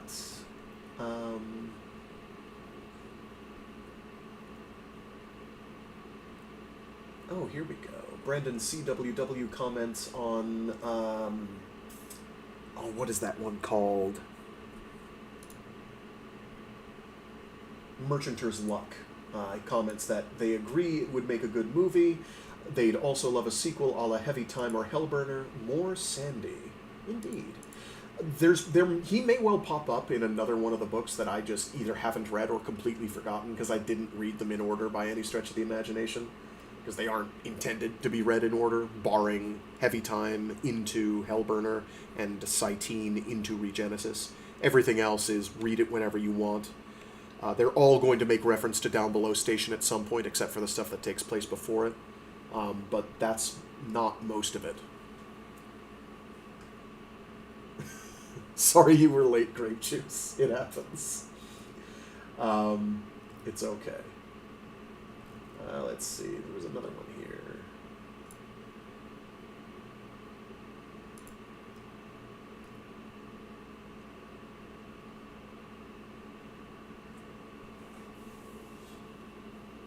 Oh, nice. Having an actual conversation with someone in the comments in Starship Troopers. Actually pretty fascinating stuff. With one Piers Sticks, who initially commented, "Is the contemporary punishment for DUIs better than flogging? I don't think locking people up and thereby causing them to lose their jobs and consequently lose their cars and homes and maybe even children because they can't work now is better than being lashed. It seems far more cruel to me to have your life destroyed than to be beaten." I wound up responding to that one somewhere. Where did I put that? Where I said, you make a very good critique of the impacts and effect on people from the current systematized U.S. prison industrial complex. For what it's worth, I don't think people should be imprisoned or indeed suffer the associated stigma for the majority of what tends to get someone locked up. And the amount of U.S. industry, particularly agriculture and adjacent industry, that relies on U.S. prison labor is really, really dire, to the point that I despair of ever seeing it change anytime soon, which it absolutely should, as it's totally unacceptable. I feel Heinlein doesn't delve quite deep enough to know into how his society ticks for the average schmo. Oh, okay. I should not have phrased it that way. That made sense in my head, but didn't make sense when I wrote it out. I feel Heinlein doesn't quite delve deep enough into how his society ticks for the average schmo, for us to see if there are or aren't still some small associated further stigma post-lashings. He does imply that the lashings are the end of it. I agree with you that the prison system and associated stigma of having been in it is massively, massively unjust and ruins lives. I'm not totally sold that Starship Troopers' solution fixes things necessarily, which, yes, is the lamest, most wishy-washy response I can think of, and for that I apologize. Piers Sticks then replies, like, the next day, or later that day, I agree 100% that Du Bois' whole lecture about corporal punishment is garbage. I'm aware of that one, but I can't quote it in my head. I've worked with enough teen criminals to know that, if anything, most of them had the shit beat out of them in response to some broken rule until they got too big for it to be physically possible anymore. We even make jokes about Mexican mothers using shoes to beat their kids. Yet criminals made of these teens do discipline. Something happened there with the, they might have been using text-to-speech and it got jacked up. Yet criminals made of these teens do discipline still become? Anyway. Or it could be a translation thing. I know what they're saying anyway. We can see the failure in real life in other countries. Saudi Arabia and Iran both practice a more eye for an eye form of justice, and you can be beaten or lashed in public. Does it prevent the crime? Does it prevent recidivism? I've not seen evidence proving either, which meshes with my understanding. So it isn't better in the sense that it would actually be effective. I'm just not sure if it is actually worse in instances of what we might call minor criminality. I know if my choices were to go to jail for even a few days and or pay a large fine or take 5 lashes, I might just choose the lashes, because then I could continue my life more easily without crippling payments. And when you're poor enough, even $200 is crippling. Or losing my job because I can't go to work. Yeah, I don't disagree with any of that. 100%. 100%. Alright, I need to now, of course, find where I put that link so I can post that for imagery that I think is relevant to the Regenesis experience. Where are you? Building meaningfully. Here it is. Oh, it's from 72. For some reason I thought it was from the 60s. So... Oh, it was...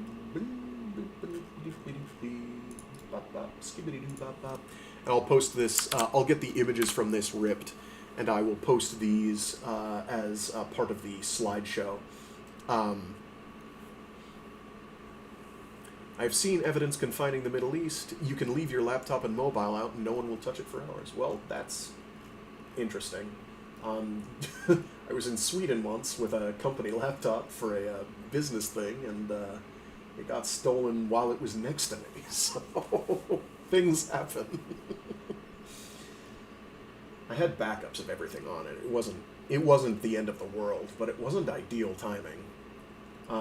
This was admittedly like 20 years ago, give or take. Better part of 20 years ago. Maybe a bit more. Anyway, some wild architecture in this place. It is the borough's welcome headquarters, made by Paul Randolph in the years 1969 to 1972. Burroughs Wellcome is a pharmaceutical company, and they commissioned it to be built in 69. And it's a pretty wild design, but it's architecture like this that I kind of have in my head when I think of Regenesis, or parts of Regenesis anyway. It's like, this isn't under a dome, so there's a bunch of stuff that's very different, but it's this kind of thing. It doesn't really show off too much of the office life in here, but it shows a little bit. All of Regenesis, I think, would basically be kind of like airlocked up. Like there'd be lots of airlocks between areas, or like doors would function as airlocks, so it would feel more enclosed. But it's some interesting stuff. So I'll probably copy those images and put them in the reel for the next few. I've been meaning to do it for a while and just keep forgetting because I'm a space case. I'd love to use the excuse that I'm juggling lots of eggs, but it's just not true. I'm juggling some eggs, it's true, but not lots. Not enough to make it difficult to do that. Anyway, the end of the month is coming up. I'll probably just wait until we're done with Regenesis before I update the whatchamacallums, the playlists, but we will get those updated. Anyway, good stuff. I gotta run. I got some errands to run. So yeah, tentatively we'll be on for tomorrow. Failing that, we'll figure it out. Same time, same station. I should probably have a pirate radio theme or something. I don't know. Except you're on YouTube, so you're not pirate radio. You can't really get away with it.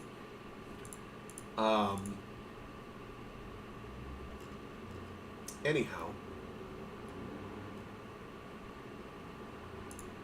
see you all later.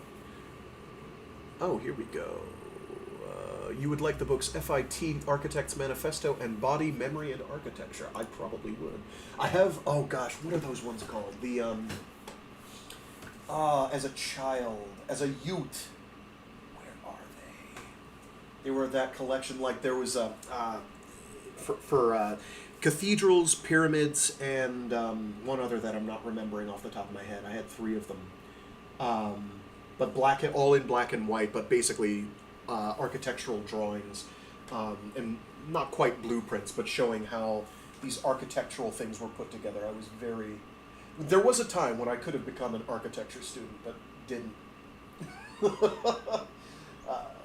Minor regret, possibly, but I will look those books up, actually. FIT Architects Manifesto. Princeton Press. And Body Memory. Architecture, there we go.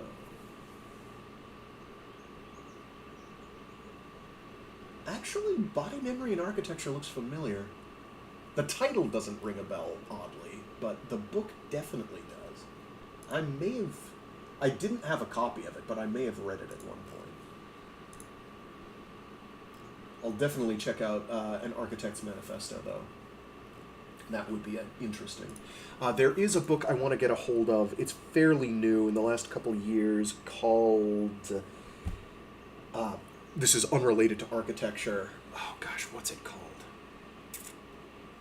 What are you?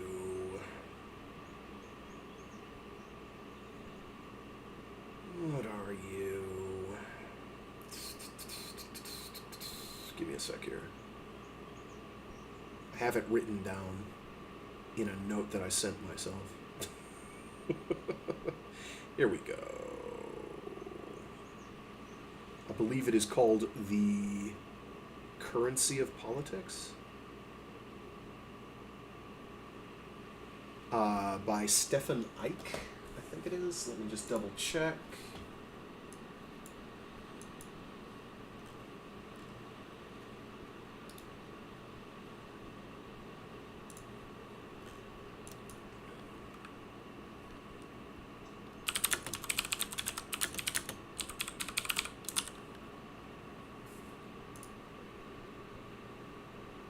Yes, this is the one. The Currency of Politics by Stefan Eich, which, you're convinced I did those drawings of that character for Sighteen? No, sorry. No, although Grant is a hottie. Grant a hottie confirmed. No, it's by C.J. Cherryh's off-time partner in crime, name that eludes me at the moment, which is unfortunate. Give me a sec. Now I have to look it up. Of course I forgot. Why would I remember? That would make too much sense. Give me a moment here.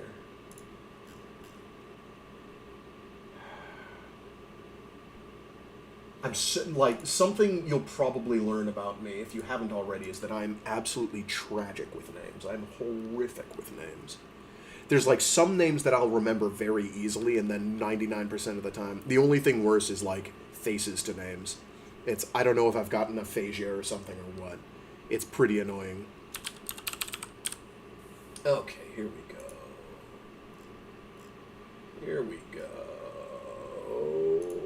I think her last name is Fancher. What's her first name? Jane Fancher? I think it's Jane Fancher.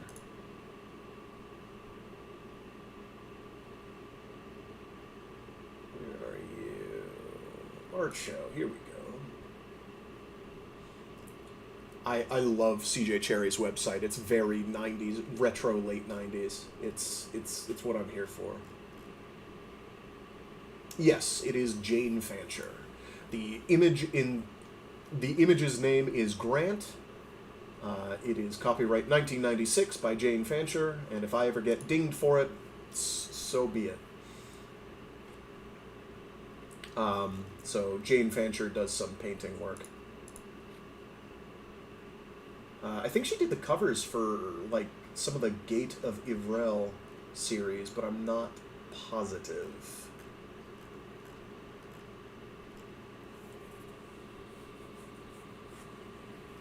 Anyway, she's also done art for some of her, some sketches and whatnot for some of her other work. So they're partners in crime, which is nice. At any rate, that's where I've got to call it for today. stay safe, stay sane, be decent to each other. I'll see you all next time. Toodaloo, etc. Oh, Ray Cummings? Ray Cummings, you say? I have some Ray Cummings. I can't pin any titles on my head, so I have to look some up and see if I recognize them immediately. I know the name. In fact, I think I did some stuff from... It's possible he popped up in... Oh, I did Brigands of the Moon. So, I've done Brigands of the Moon. So yes, I have read some Ray Cummings. That is on here, actually. Actually, that's the... if you look at my my stream description, I actually have a quote from that as part of my boilerplate stream description. My narrative lies now in this permanently recorded form before you, and I prepare my exit bow with the humble hope that I may have given you pleasure. If so, I do beg you to tell me of it. There are some who already have flashed their approval of my discs. I thank them most earnestly and gratefully. Greg Haljan, Brigands of the Moon. I will check out more of his stuff, because I did rather like Brigands of the Moon. It's been a while since I've gone and done, like, a serialized pulp. I do want to get back to doing that. This is probably the year for it. Girl in the Golden Atom. Okay, I'm seeing that listed here. And there's a link right to Gutenberg, so I will snag that. Yoink!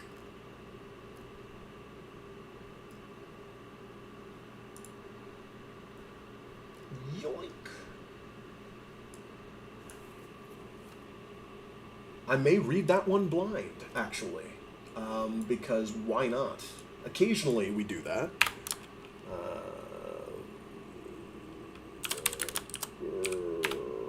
Come on, Frag, you can type good.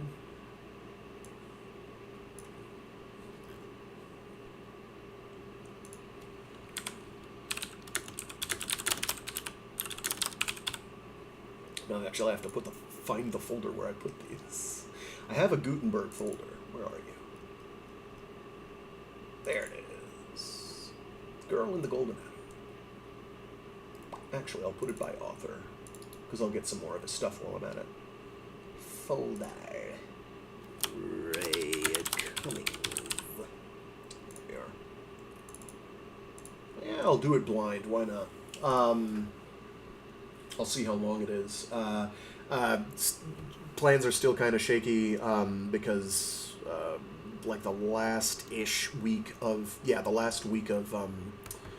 July I won't be here, and the first week of August I won't be here. And there's a gap that's going to occur right at the beginning of the month where I won't be around for a couple days, but on either side of all that. I'm hoping I'm pretty confident at this point that I'll be able to get all of Regenesis done, and I'll probably find some short stories or like a pulp publication that I'll read an installment of, like, I don't know, Astounding Stories or something, and I'll do that for like a day or two if I've got spare time before I before I need to go, before I go to restore my sanity, more than this gives me. Some of what this fuck it. I enjoy doing this. I'm taking a 2-week break from absolutely everything. This is the only thing keeping me sane. This is an adjunct to keeping me sane.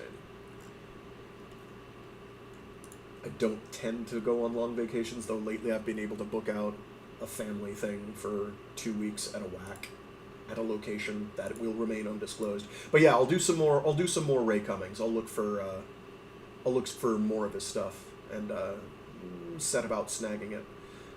Some of these may... None of the titles are ringing bells other than Brigands of the Moon.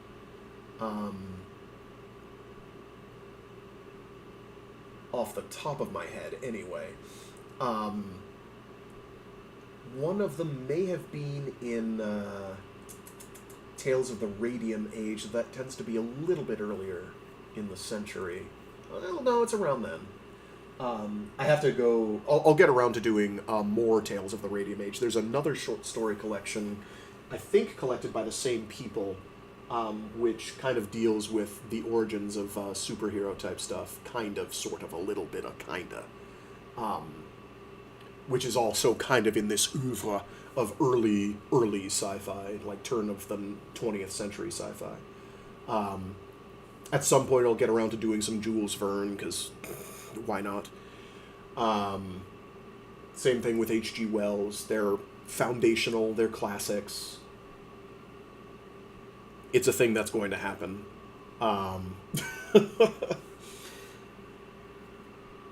Anything else that I had in mind? No, not off the top of my head.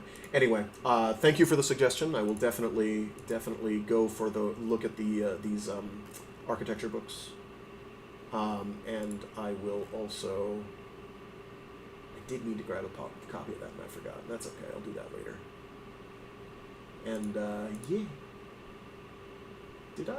Yes, I do have a copy of, somebody had asked about the Faded Sun trilogy by C.J. Cherryh, and I've got which I know of, but I don't think I've ever actually read, and I've got a copy of that coming into me in the next week or two. So that will be officially on the list. And hell yes, 20,000 Leagues Under the Sea. Goddamn right. One of my personal faves. The Buena Vista Disney Pictures live action one with Kirk Douglas is still one of my favorite movies of all time. It's just so good. It's so good. Not necessarily the most absolutely or biblically accurate rendition of the affair, but it's beautifully realized. If nobody has seen that here, and I think many people probably have and don't know it, urge you strongly to check that out. It's well worth your time. Great cinematic experience. Very fun. Great soundtrack. Wonderful visuals.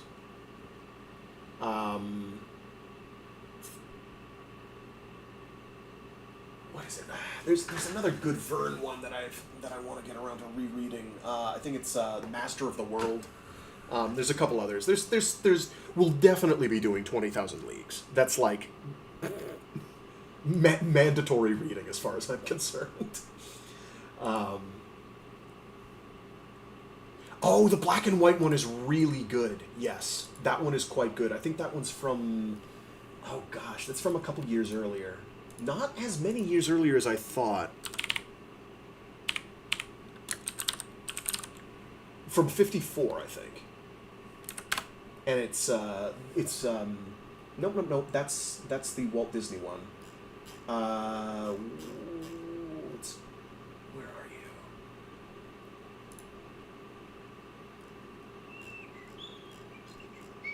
There is an older one that is quite good. Where are you? Okay, that's reception. That doesn't do me a hell of a lot of good. Hey, there's an audiobook version, a public domain audiobook on LibriVox. I should probably be uploading my stuff to LibriVox. So the one that I've seen, and it probably had... Here we go. There's one from 1916 that I've seen. Silent film. That's quite good. The one from 54 is the Buena Vista Disney one. Highly recommend that. Very much in my heart of hearts. Like that movie is like foundational to me as a person. That and a couple Godzilla films from back in the day are foundational to me as a human being. But I have much later saw the 20,000 Leagues from 1916. Where is this one from? Directed by Stuart Patil. That one's quite good. That one's actually, I think you can find very easily on Internet Archive, if memory serves. But yeah, it's really cool. If it's the one I'm thinking of... Yes, this is the one where they basically had to invent a whole new way to film shit underwater. And they basically built like a bathysphere 4-camera film work. Yeah, this is the one. this is worth watching just because it was like a new idea to do this. It's very cool. It's very, very cool.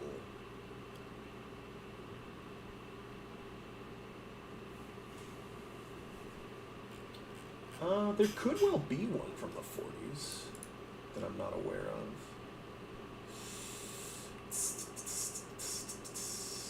Wikipedia is claiming there isn't one from the 40s, but there is the one from 54, which could be the one. If it had Kirk Douglas in it, that's probably it, and James Mason.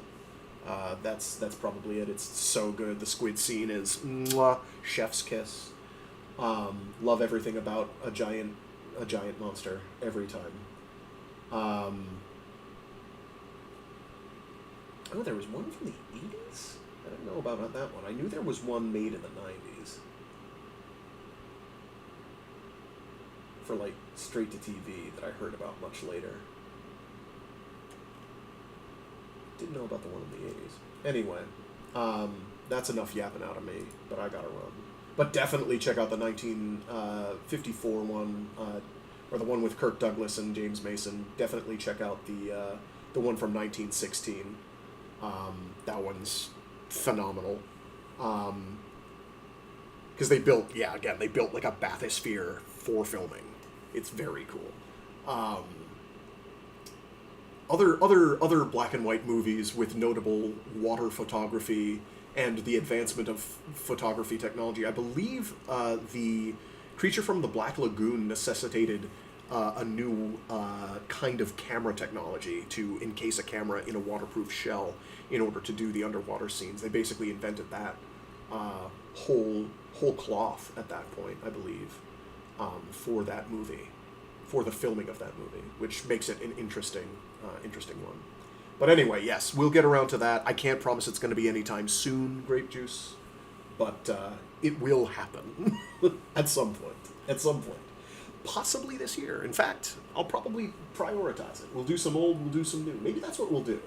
I kind of like that plan. After we get done with Regenesis, I'll do something old, I'll do something new, and rotate through until the end of the year.